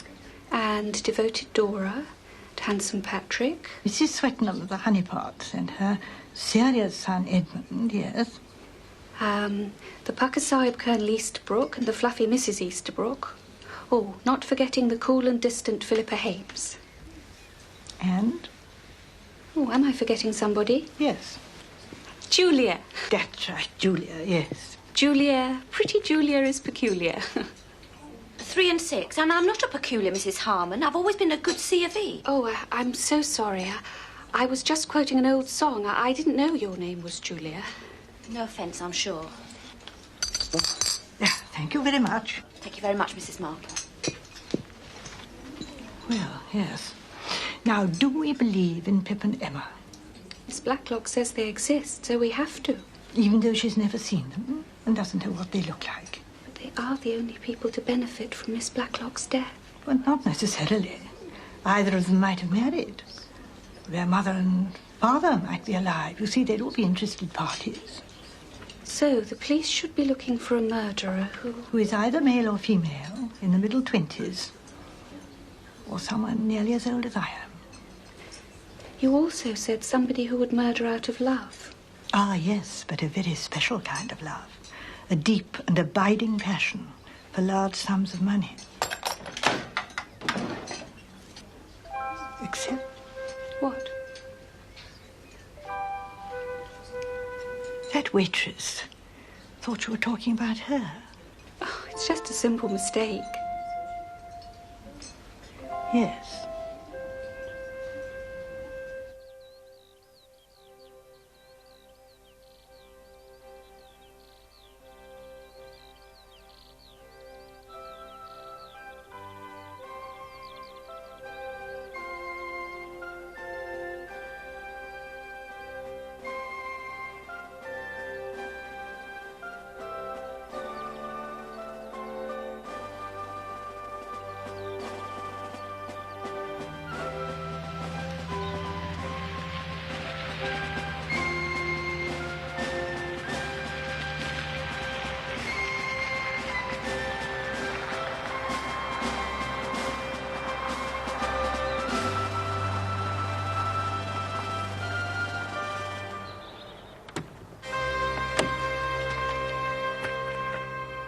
Mrs. Girdler's very much looking forward to your visit, Inspector. Is she really? That makes a change. Well, she has very few visitors, for obvious reasons. There's one question I have to ask. I can guess what it is. Well? She's a dying woman. She's surviving on drugs and on her willpower, but it can't last for more than a few weeks. And our dear Miss Blacklock was not hurt by the attempt on her life. A grazed ear. Oh, poor Blackie. You know about her family background. No. Is it important to your investigation? I have no idea. Well, let me ramble on and stop me if it becomes boring. Agreed? Agreed. 2 sisters. The father, an old country doctor and a tyrant. Letty rebelled, ran away to London, made herself into a chartered accountant. The other sister, Charlotte, was an invalid. Now, when the old man died, Blackie left the firm to go and look after her sister. Randall was furious with her, shouted at her, but she was determined. And she took her sister to Switzerland. Tell me about your husband's sister. Sonia? She was wild. I was fond of her. But we've lost touch. She married this chap, Stamfordius, a genuine crook, I've no doubt. You'd have enjoyed locking him up. Randall disapproved of the marriage, but Sonia took no notice. We got a letter about 18 months after the wedding, to say she'd had twins just after midday, so she intended to call them Pip and Emma. We forgot about them. A terrible thing to say about one's relatives.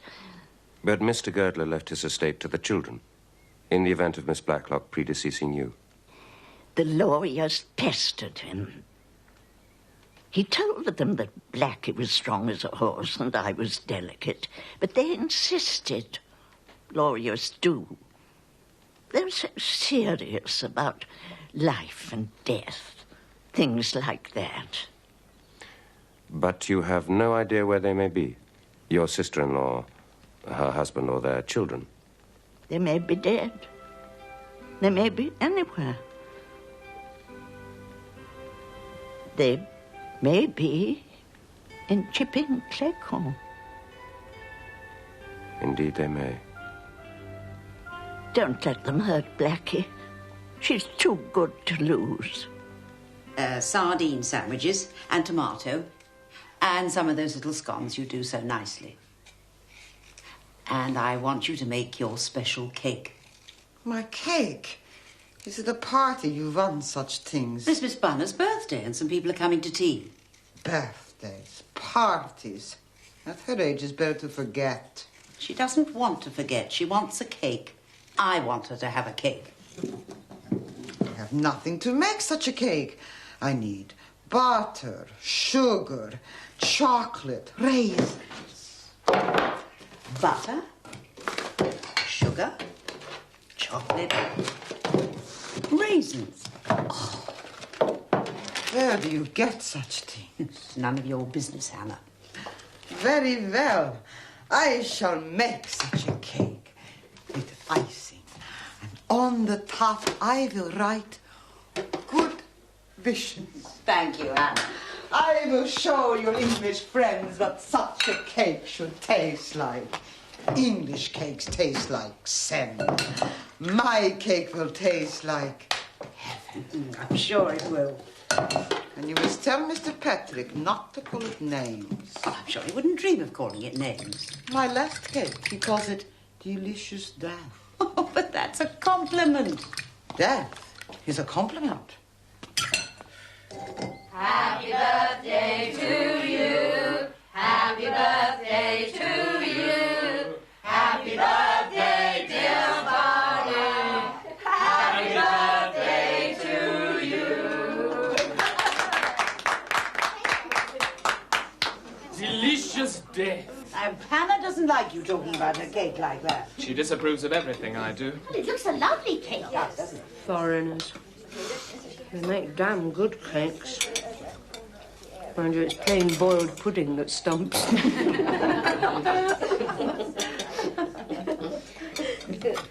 Got a new gardener, Miss Blacklock? Saw a chap snooping round the hen house. No, that's our own special detective. Detective? Why? To protect Letty. But isn't that all over now? They adjourned the inquest. Police not satisfied.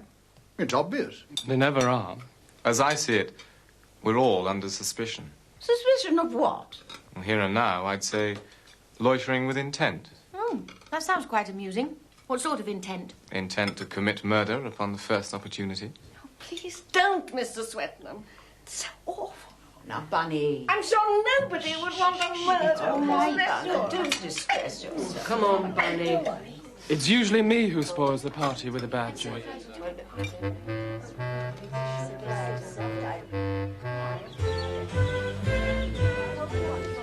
Mrs. Swetnam? Mrs. Swetnam? Mrs. Easterbrook? Colonel?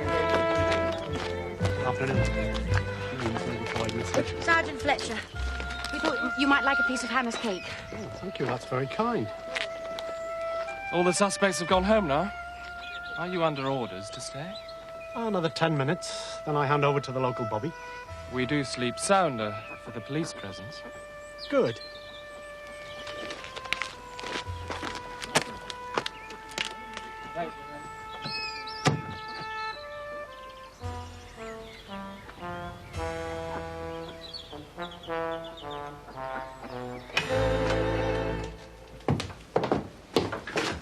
Did you enjoy your party? Oh, I did.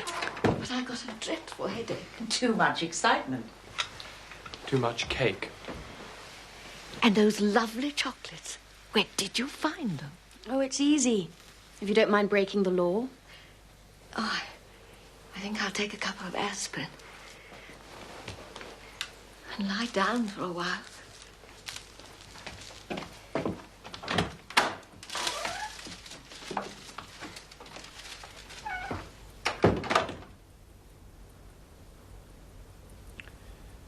Shall I shut up the ducks, Aunt Letty?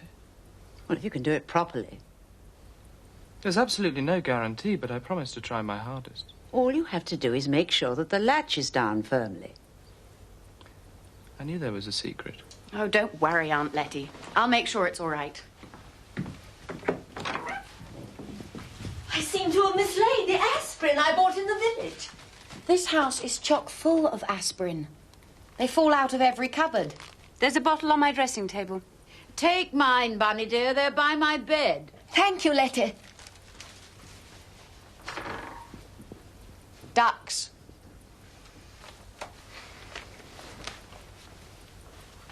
All you have to do is see that the latch is down firmly, Julia. Imagine you were Pippinhammer. What would you do?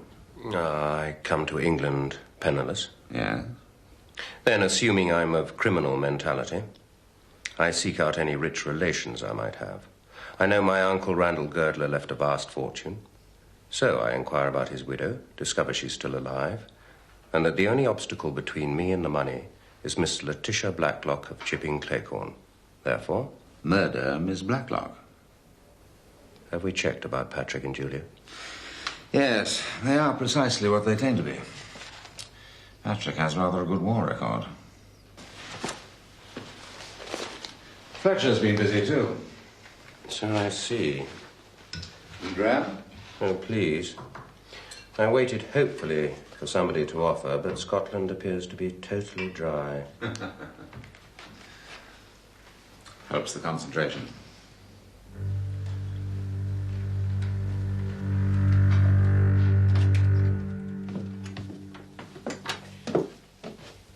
Bunny.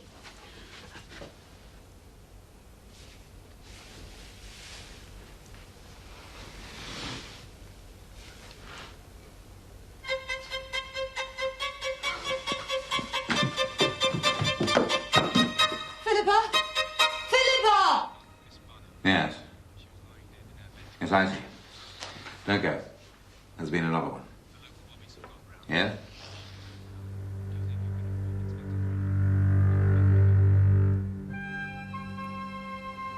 Dora Banner. But that's most unfair. The village policeman's on duty. He called the doctor. There's to be an autopsy, but... well, it looks like narcotic poisoning. But she's a complete innocent. Is it the fate of the innocent to suffer? Very often it is, yes. In spite of her innocence? Or because of her innocence?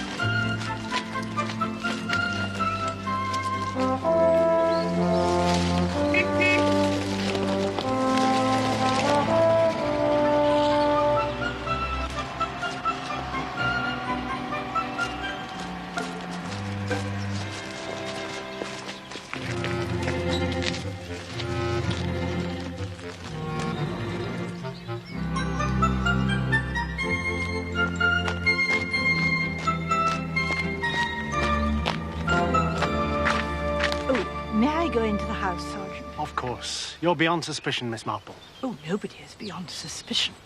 Good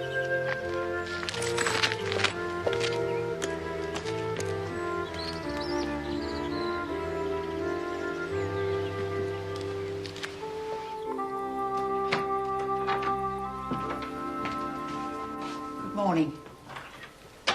Oh, forgive my disturbing you, Miss Blacklock, but the vicar had a dying parishioner. Mrs. Harmon has had to rush a child to hospital, so they asked me to deliver that to you. Thank you, Miss Marple. Do sit down. Oh, thank you. It contains the funeral arrangements, I believe. Yes, of course. And if there are any messages? The vicar is a very understanding man. No fatuous consolation. Please tell him the arrangements will do very well. Bunny's favourite hymn was Lead, Kindly Light. I realise that I'm only a stranger, but I'm so very, very sorry.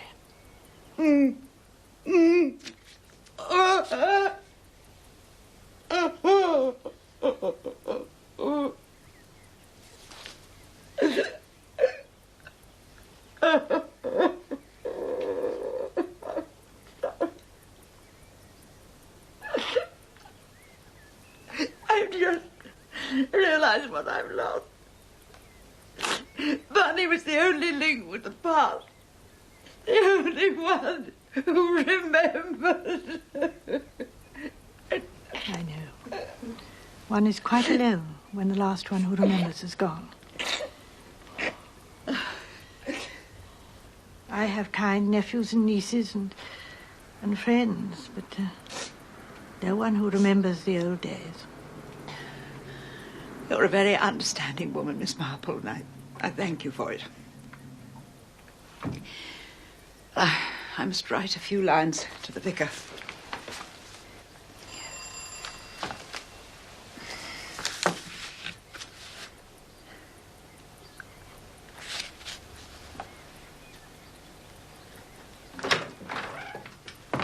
The police. Thank you, Hannah. Good morning, Miss Blacklock. Miss Marple. Miss Marple dropped in with a note from the vicar. But I'm on my way quite quickly now, unless there are any questions you'd like to ask me. Were you at the tea party yesterday afternoon? No, I was not. Then there's nothing you can tell me.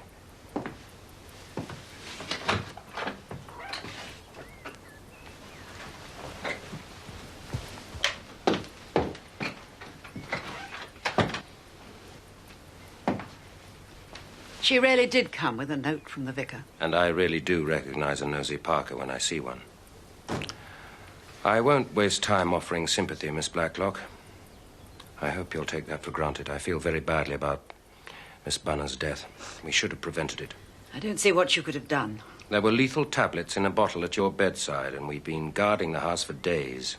You could hardly have searched everyone who came to the house. I suppose not. At any rate, whoever it is has tried to shoot you and tried to poison you, so who is it? I haven't the faintest idea, Inspector. Let me offer some suggestions. I went to Scotland and talked to Belle Girdler. The only people who can benefit by your death are Pip and Emma. I thought Patrick and Julia were likely contenders, but we've checked their backgrounds. You've what? That's my job, Miss Blacklock. Oh, yes, of course, I'm sorry. And it is clear that Patrick and Julia Simmons are exactly who they claim to be. So I then thought about their mother, Sonia Stamfordis, Girdler's sister. Tell me, would you recognize her if you saw her? Yes, I suppose I would. Although it's 30 years since I saw her. She must be an elderly woman by now. How do you remember her? Oh, she was small, dark. A very lively young woman. To be grey and weary by now, like the rest of us. Well, there's no shortage of elderly ladies in Chipping Cleghorn. You're suggesting that Sonia is living somewhere in this village under an assumed name? I have to examine the possibility. I can think of 3 women who match in terms of age. Mrs. Swetnam, Miss Murgatroyd, and Miss Hinchcliffe. All 3 were here yesterday, as they were on the night of the shooting. The whole idea is ludicrous, Inspector. Help me to prove it, Miss Blacklock. Do you have a photograph of Sonia? Only very old photographs. They're in an album.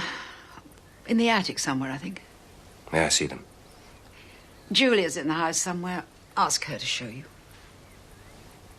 Thank you. It's terribly dusty, I'm afraid. And full of junk. At the moment, I have a brain like that. We keep meaning to clear it out. So do I, Miss Simmons. So do I. I'm sure the photograph album's in here. Patrick found it when we first arrived. We wallowed in nostalgia and laughed at the silly hats.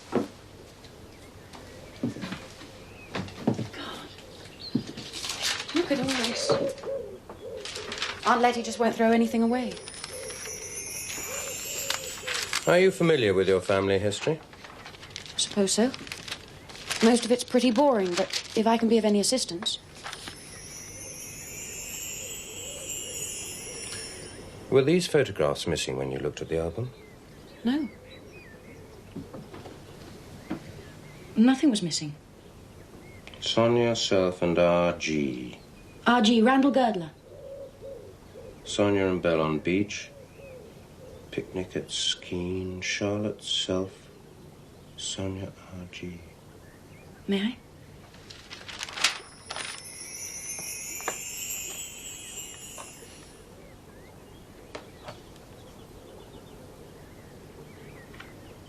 All the pictures of Sonia have gone.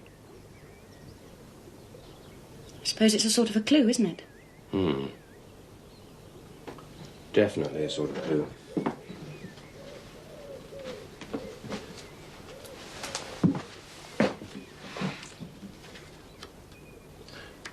Do you think your aunt would mind if I looked round for more? I'm sure you don't need a warrant to protect someone from being murdered. Bearing in mind we've failed twice already.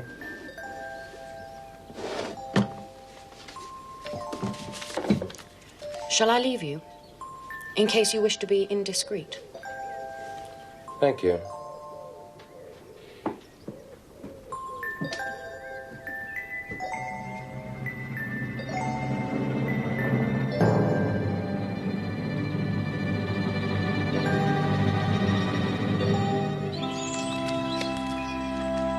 It's a breach of confidence, Miss Marple.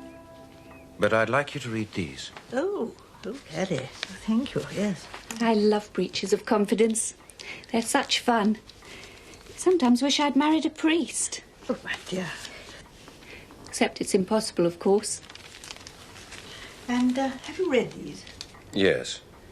And what conclusions did you come to? Miss Blacklock was devoted to her sister. Wrote to her 2 or 3 times a week. And their father was a tyrant.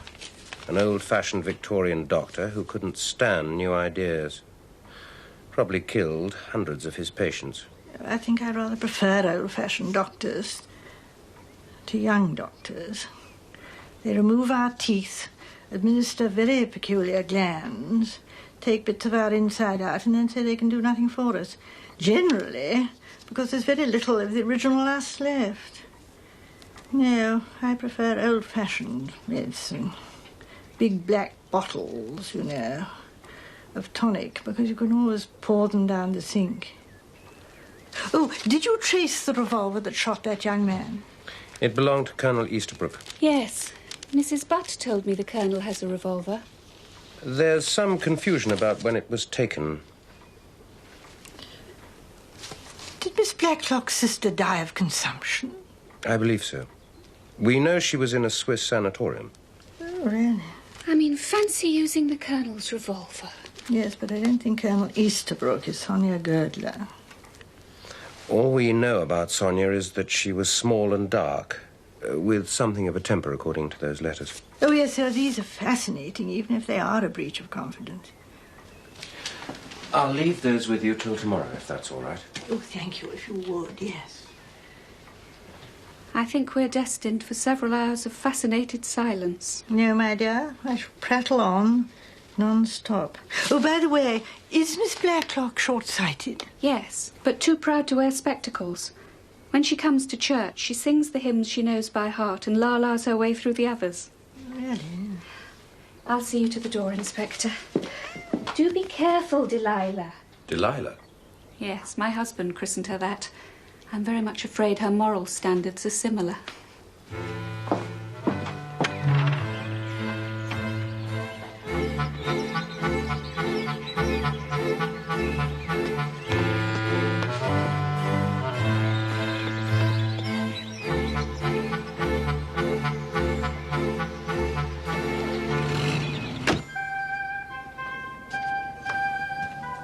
Oh, Aunt Jane, I'm sure you can't see properly. Well, I do seem a little cluttered, don't I? Let's get you properly organised. Well, shouldn't there be a switch up here? It's on the flex. Oh, Delilah! You silly cat! Oh, my dear. Oh, what have I done? Oh, it's all right, Aunt Jane. It's not your fault. It's Delilah's. Oh, probably fused all the lights in here now, thanks to her. What a nuisance.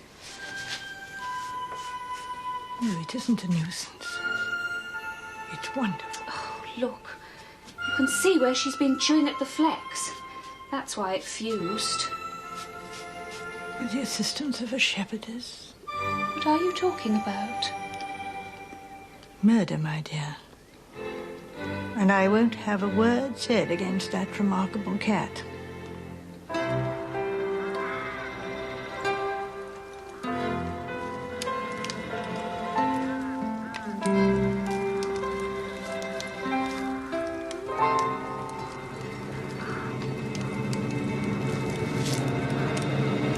I think you told me, Mrs. Hyem, your husband was killed fighting in Italy.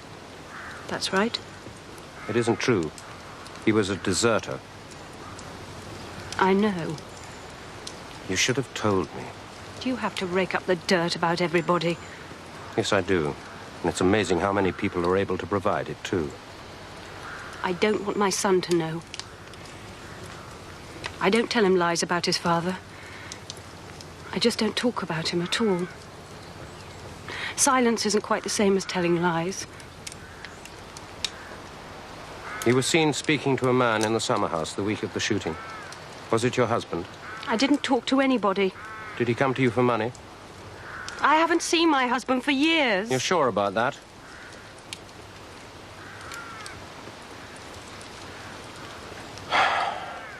Silence can be exactly the same as telling lies, Mrs. Hyem.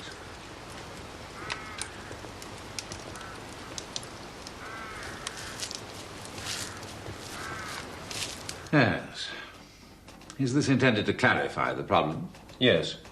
3 people can benefit from Miss Blacklock's death. Sonia Stamfordis, or her children, Pip and Emma. These are the people who match in terms of age and sex. Mrs. Swetnam, Miss Hinchcliffe, Miss Murgatroyd for the older generation, Patrick Simmons, Julia Simmons, Philippa Hyem, Edmund Swetnam, Mrs. Harmon. At least you have the decency to put a query beside the vicar's wife. Yes, she's strictly on the old side. Plus the Easterbrooks. The Colonel had a pistol. Had? It went missing the week of the murder.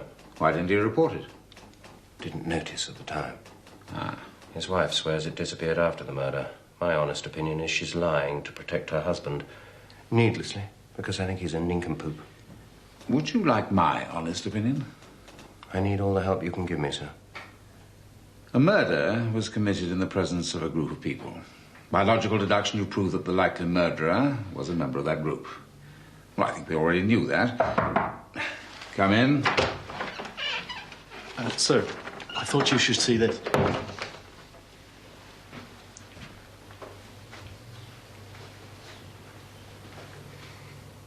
I knew she was lying. Who? 10 days ago, a chap got knocked down and killed by a lorry in Milchester. No papers on him. Nobody reported him missing. He's just been identified as Ronald Hyem, ex-captain in the South Loamshire. Philippa Hyem's husband? Seems like it.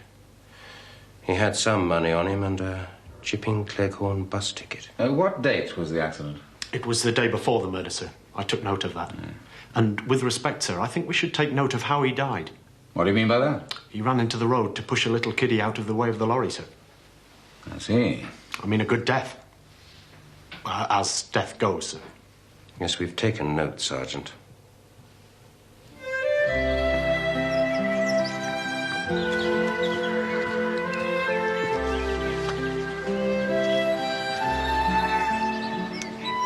Philippa, I've just heard about... well... Just say the name. He can't hurt anybody. Your husband.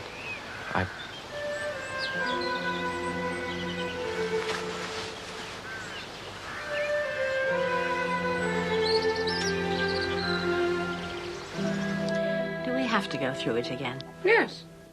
Because whoever bumped off Rudy's shirts did the same to poor old Dora Bunner, and I take exception to that. Well, of course.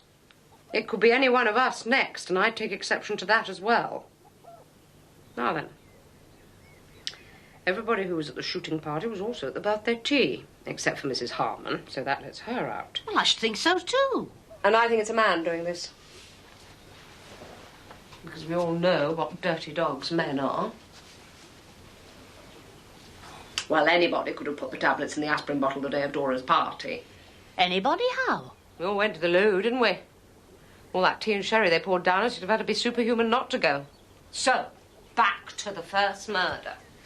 Now, that little Swiss idiot comes in here, stands here, waves his torch around. And the revolver? No, not the revolver. Somebody else had the revolver.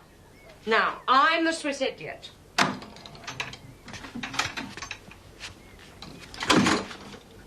Where were you? I can't remember. Of course you can remember. I was behind the door.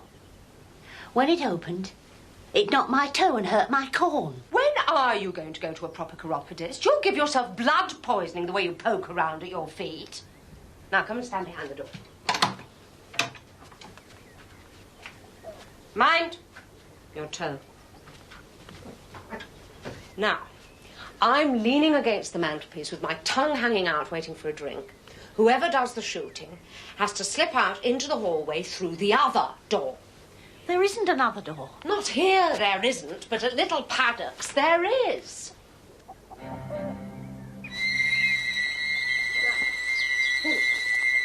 Who could you think? Or more importantly, who wasn't there? You're standing behind the torch. You see a series of faces. I remember Mrs. Harmon sitting on the arm of the chair. And Dora Bunner with her mouth open.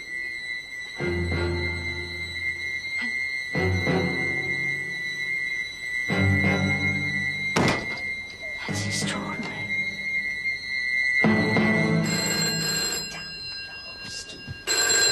Hello, Hinchcliffe?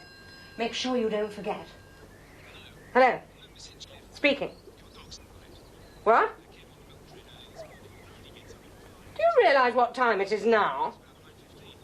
Oh, never mind. I might have guessed it'd be somebody else's fault.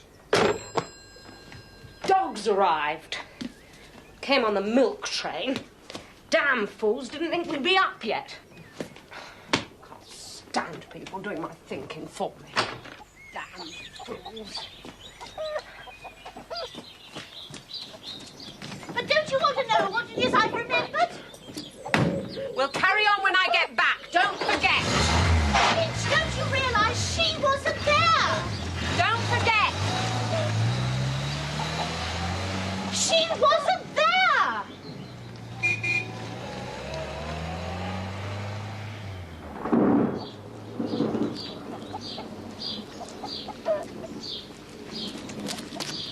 Got no diamonds, got no pearls, still I think I'm a lucky girl.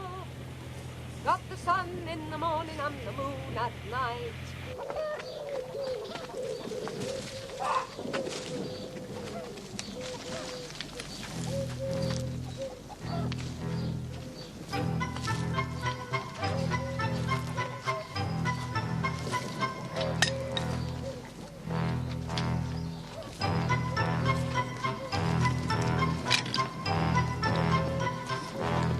Oh, do go in. You'll get wet. I'll only be 2 minutes. sunshine. Give me a sunny day.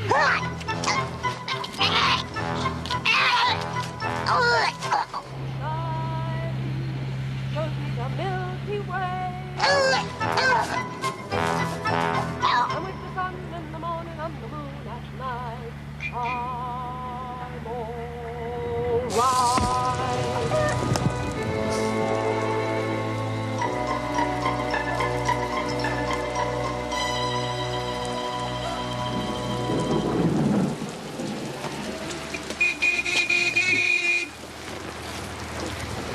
Miss Marple! Hop in, Miss Marple. You'll get wet.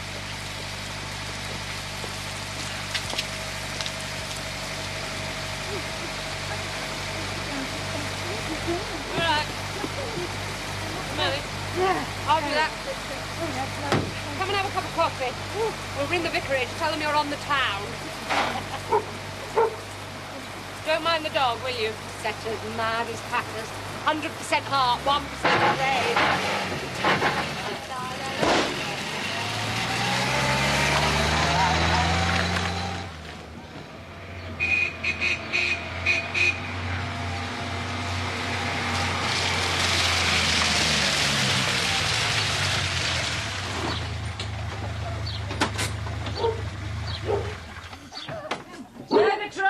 We got a visitor. Come on, Miss Marple. A nice, hot, steaming cup of coffee. Better let the dog out. If Murgatroyd hasn't got the kettle on, there'll be trouble. Come on, cutie. Murgatroyd! That's her name, Cutie. Have you ever heard anything more feeble and wet? Murgatroyd! She hasn't finished bringing the washing in. We'll go and see what that dog's up to. She must have taken leave of her senses, such as they are.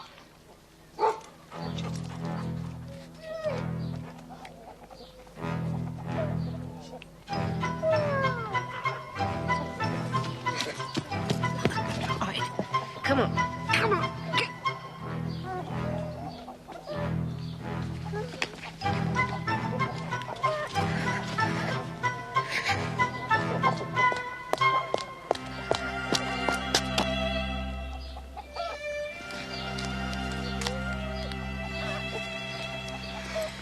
I'll kill whoever did this when I get my hands on her. We must call the police.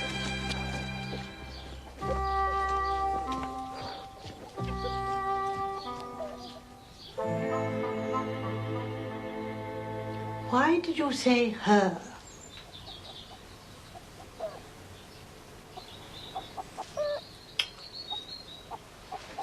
You've been playing a silly game,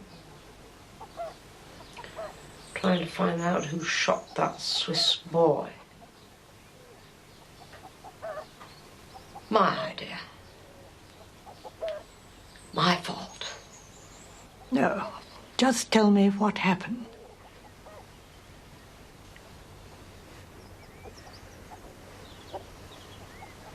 I was trying to work out, by a process of elimination,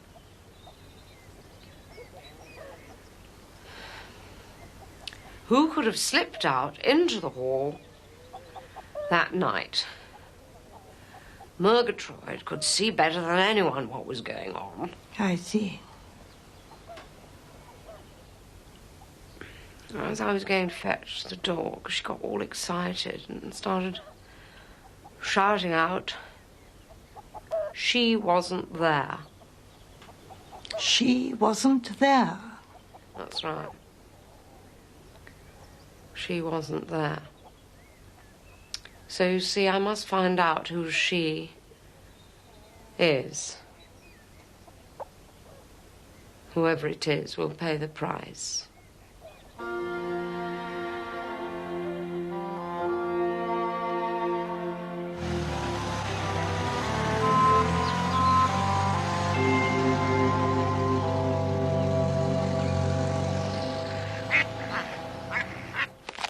Hope Hannah's prepared an epic feast.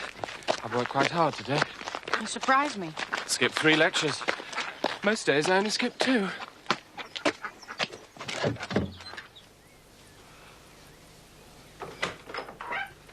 Julia. Is something wrong? This letter. It's from Julia Simmons. I thought you were Julia Simmons. Oh, God. Caught in the act.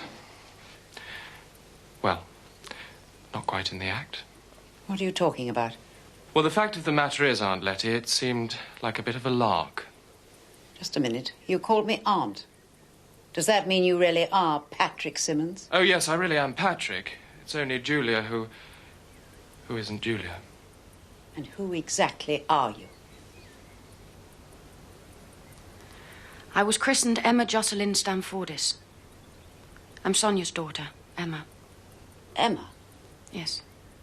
But how did you two come together? At a big party in London, soon after I was demobbed.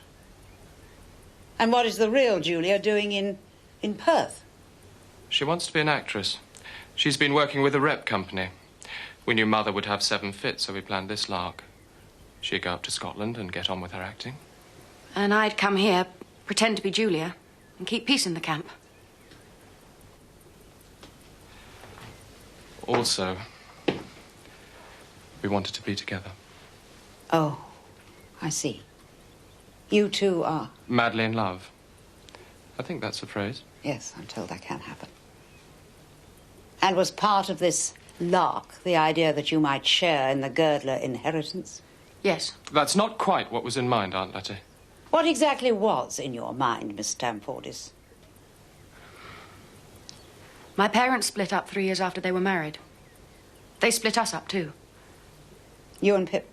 Yes. Pip went with my mother. I went with my father. He was a villain, of course. Thoroughly bad father. But charming.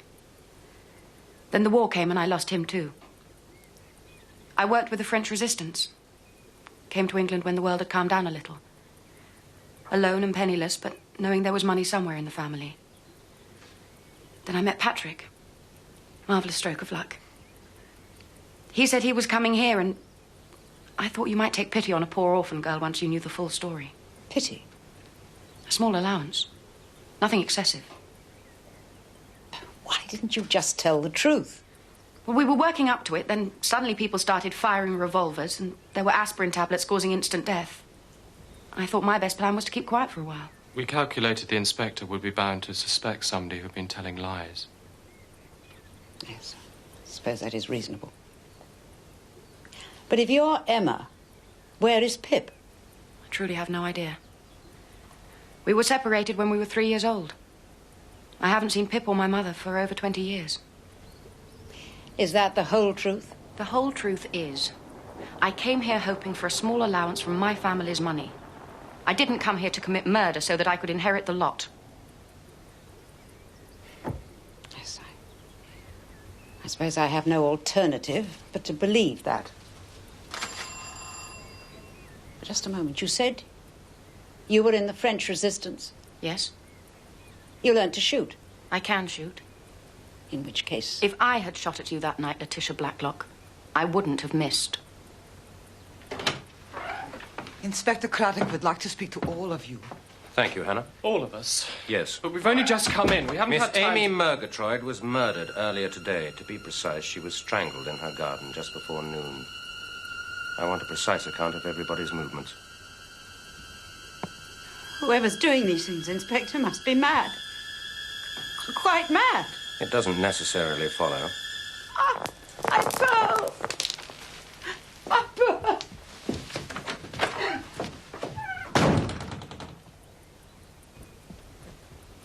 I've never seen her so upset.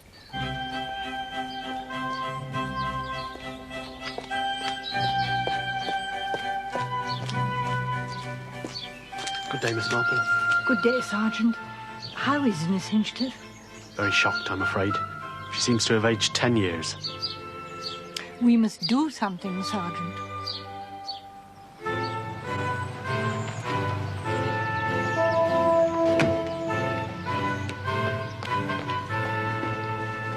Missing? Yes. How long's she been missing? Oh, about 2 hours. She went along the road to speak to Sergeant Fletcher. That's what, about 5 minutes away? 10 at the most. Doesn't help because I've lost Fletcher as well. She suddenly became very excited about pearls. Pearls? Yes. Well, she'd been making this list in her notebook. Lamp, violets, aspirins, bairn, Letty, old age pension, pearls. Does Miss Blacklock always wear those pearls? Yes. We laugh about it sometimes. I'm very concerned about Miss Marple. The minute you hear anything, you must telephone the station. Yes, of course.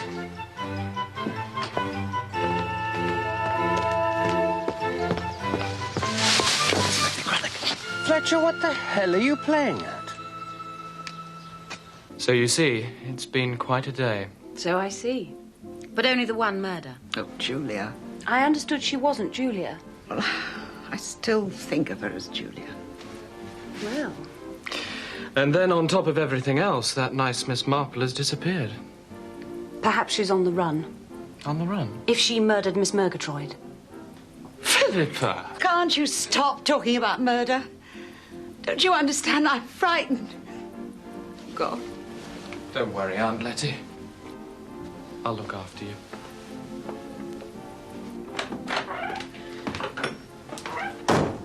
Mind you, I could do it better on a full stomach.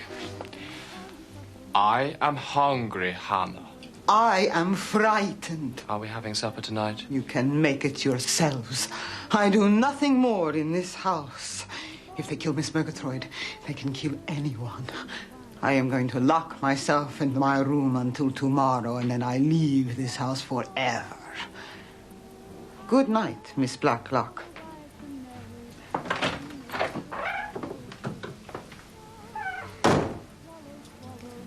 I'll see to dinner.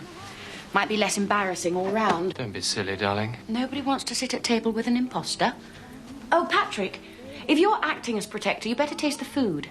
I don't want to be accused of poisoning the omelettes. Omelettes all right for everybody? Fine by me. It's all I can cook anyway. But I'm outstandingly good.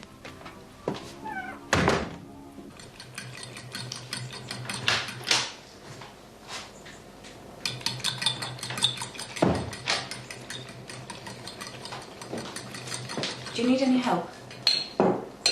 No. But there's something I want to say to you. Save it. I've had enough drama for one day. If you've fallen madly in love with Edmund Swetnam, that is strictly your business. It isn't that. Look, why don't you make yourself useful? Go and lay the table in the dining room or something. Which is a polite way of saying, leave me alone. When I shoot to kill. I'm on your side, Emma. That's all.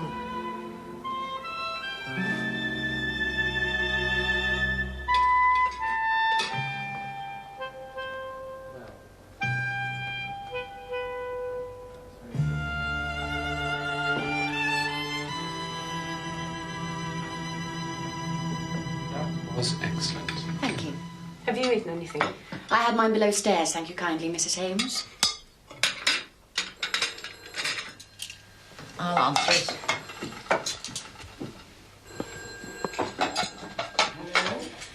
Every time the phone rings, I assume somebody else has been bumped off. Let's count our blessings. At least it was none of us three. You're being amazingly cheerful all of a sudden, Philippa.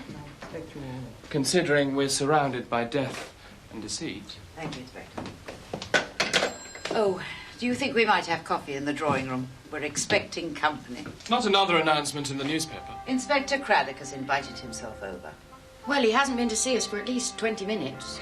And he's bringing the Easterbrooks and the Swetnams. How terribly thrilling. Coffee in the drawing room. Very well, Marm.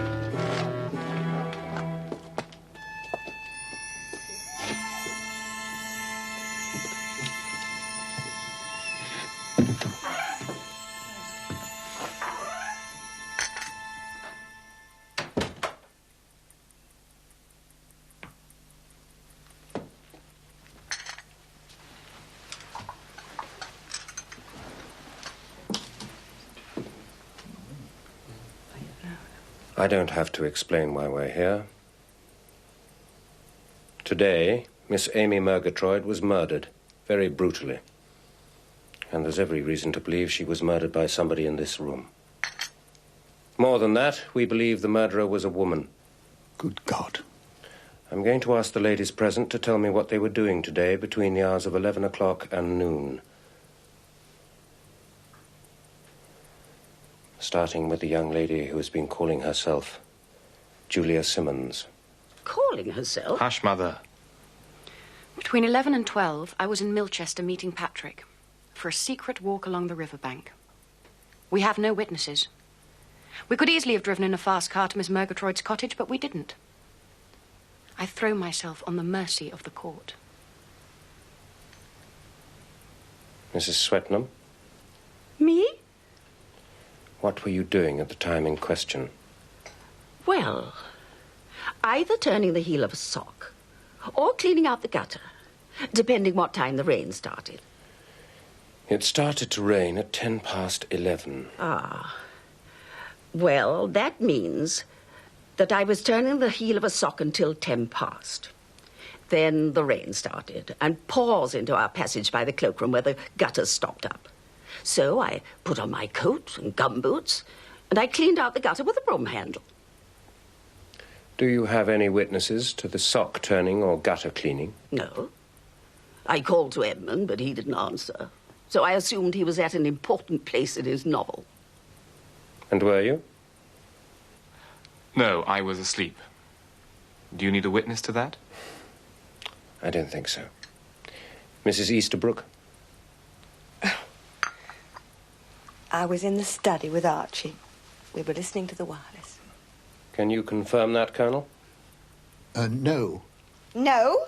We were listening to the wireless at 11 o'clock.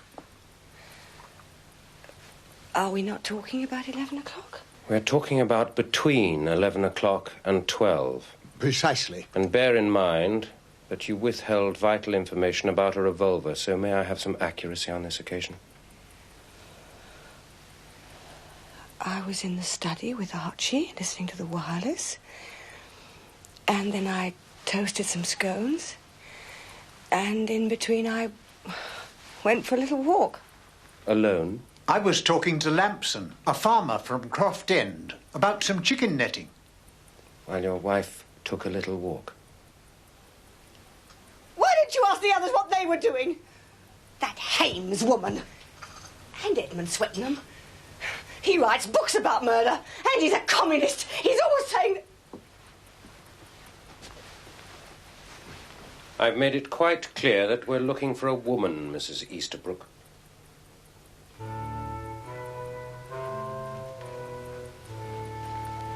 Before she died, Miss Murgatroyd made a vital statement about the killing of Rudy Schertz. As you will all remember, Miss Murgatroyd was standing where I'm standing now when the unfortunate young man entered through this door. But it was dark. Nobody could see anything. Miss Murgatroyd was standing here, so she could see where the torch was shining. Only she could see who wasn't in the room at the time of the shooting. She saw everything. I, too, saw everything. That's impossible. You weren't even in the room. No, I am not in the room. I am just a serving maid and a foreigner. I am not fine enough to be in the room with the proper English ladies and gentlemen. You do not even ask me into the room to answer your questions, and I know the answers because I saw what happened. Tell us what you saw. The night of the shooting, I am in the dining room cleaning the silver when I hear the shots. I look through the keyhole and I see her with a gun in her hand. I see Miss Blacklock. Me? You must be mad. But that's quite impossible if you think about it. Of course it's impossible. Because it was you, wasn't it? Thank you, my dear. Perhaps you could return to your kitchen now. Always the kitchen. You took the Colonel's revolver. You organised the advertisement in the newspaper with Schertz. We all know you have a vivid imagination. The whole idea is monstrous. The lights went out. You slipped through that door into the hallway, shot at Miss Blacklock, then killed Rudy Schertz. And why would I do such a thing? What possible motive could I have? I hope you have an explanation for all this, Edmund. If Miss Blacklock dies, two people inherit. The two we know as Pip and Emma. Julia Simmons is Emma, that we know. And you think that I'm Pip? I'm Edmund Swetnam, and I can prove it. Birth certificate, schools, university, everything. He isn't Pip. I can prove it too, Inspector. You? I'm Pip. Good God. Philippa Hayes. Everybody assumed that Pip was a boy, but we were both girls. We hadn't seen each other since our parents separated. I had the same idea as Julia. I knew there was money in the family. I found out where Miss Blacklock lived, took a job in the area. I just wanted a little money to help with my son's education. Murdering people wasn't part of the plan, and when the killing started... Well, then the letter arrived today, and truly that was the first moment we both realised... who we were. We're getting along famously. Inspector, will you excuse me, please? Just 2 minutes. I wouldn't try to kill Miss Blacklock. She's been too kind to me. And neither would Edmund, because he isn't Pip. But he is in love with you, isn't he? Well... Has he or has he not proposed to you? Of course I have.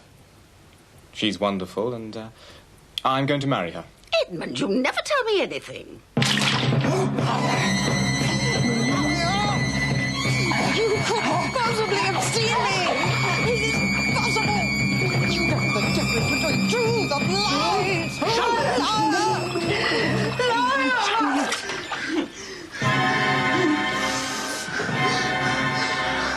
What are you doing in my kitchen? Watching you, Miss Blacklock.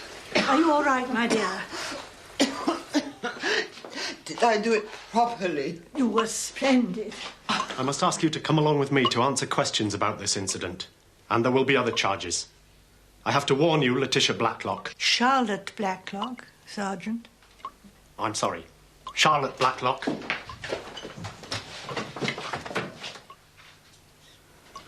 I'm sorry. I'm sorry.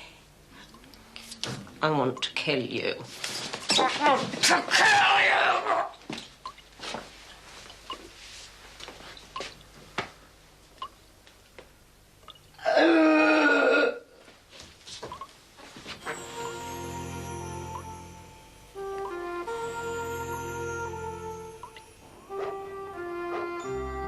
It's your story, Miss Marple.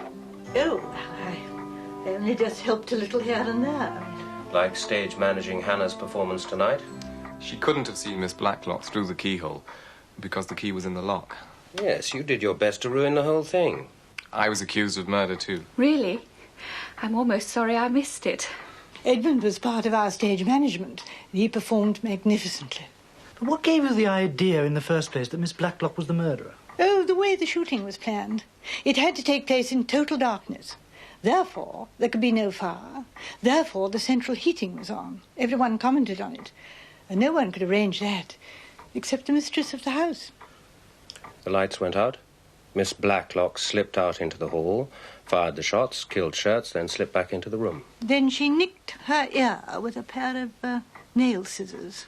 If you snip the lobe of the ear, it releases quite a lot of blood. And, of course, Delilah helped, too. Delilah? Cat. Yes, if you fray the flex of an electric lamp and then pour water on it, the lights fuse. You see, I didn't realize that until Delilah demonstrated it to me. Is that how Miss Blacklock fused the lights? Yes, she poured water from the flowers onto the frayed flex of the table lamp. Poor Dora Bunner noticed that the lamp had been changed. No longer a shepherd, but a shepherdess. Or the reverse. I'm afraid I can't quite remember, but... Yes, but why start all the killing to begin with? Because she had a guilty secret. It's a case of once upon a time. Once upon a time, there were two sisters, Charlotte and Letitia Blacklock, complete with a stupid, cruel and old-fashioned father. Letitia Blacklock was a very successful professional woman, personal secretary to Randall Girdler. But Charlotte stayed at home. She was disfigured. She had a swelling in her neck. No, a thyroid gland known as goiter. An operation would have been possible, but her father didn't believe in it. But, however, just before the war, her father died, so she was able to go to Bern and have an operation, which was a success. Except that the operation left a scar around the neck, hence the pearls. Letitia left her job with Girdler to look after Charlotte in Switzerland. After the operation, they both worked in the Red Cross during the war, and then, quite unexpectedly, Letitia died. And Charlotte knew that Letitia had quite a large sum of money to inherit, and also that nobody had seen her in England for many years. So she changed identities. She chose a very quiet, out-of-the-way village called Chipping Cleghorn and waited there for Belle Girdler to die. Then she would be a rich woman. But, of course, really, it was her kindness of heart that let her down. Dora Bunner wrote to her out of the blue. She'd been an old school friend of both the sisters. Charlotte was pleased to hear from her and let her into the secret. And Dora approved wholeheartedly. It seemed only right to her, from in her confused and muddle-headed mind, that dear Lottie should not be done out of her inheritance because of Letitia's untimely death. So Dora came to Little Paddocks, and very soon Charlotte realized that she'd made a terrible error of judgment. Dora was unreliable. She sometimes called her Lottie instead of Letty. And then Rudy Shirts turned up. A much more serious threat. Did he really know Miss Blacklock? Yes, we checked. He'd worked at the clinic in Bern. I'm sure all he had in mind was a little petty blackmail, but he was a threat to Miss Blacklock's whole way of life. She'd begun to believe in her fantasy, you see, so she shot Rudy Shirts. And then, of course, she found that poor Dora was unreliable. I'm afraid it was that conversation with me in the Bluebird Cafe that Charlotte partially overheard that day that really sealed poor Dora's fate. She tried to make her last day a happy one by giving her a birthday party. Really, it was like being kind to a dog that you're going to destroy. And Miss Murgatroyd? Oh, no, she killed Miss Murgatroyd out of fear. Poor Aunt Letty.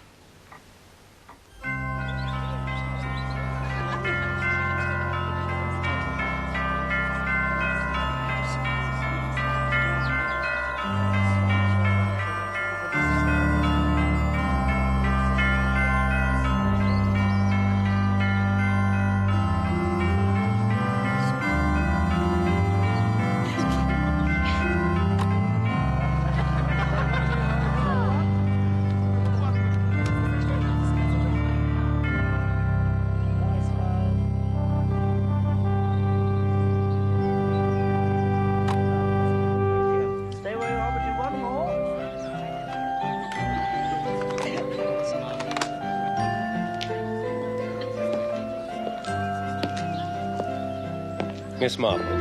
Oh, Inspector. A handsome couple. Yes, indeed. You're an honoured guest, I assume. Oh, well, they were quite insistent. And you? Oh, no. I was just passing. As a matter of fact, I read about the wedding in the Chipping Cleghorn Gazette. Of course. How else would one know what was going on in Chipping Cleghorn?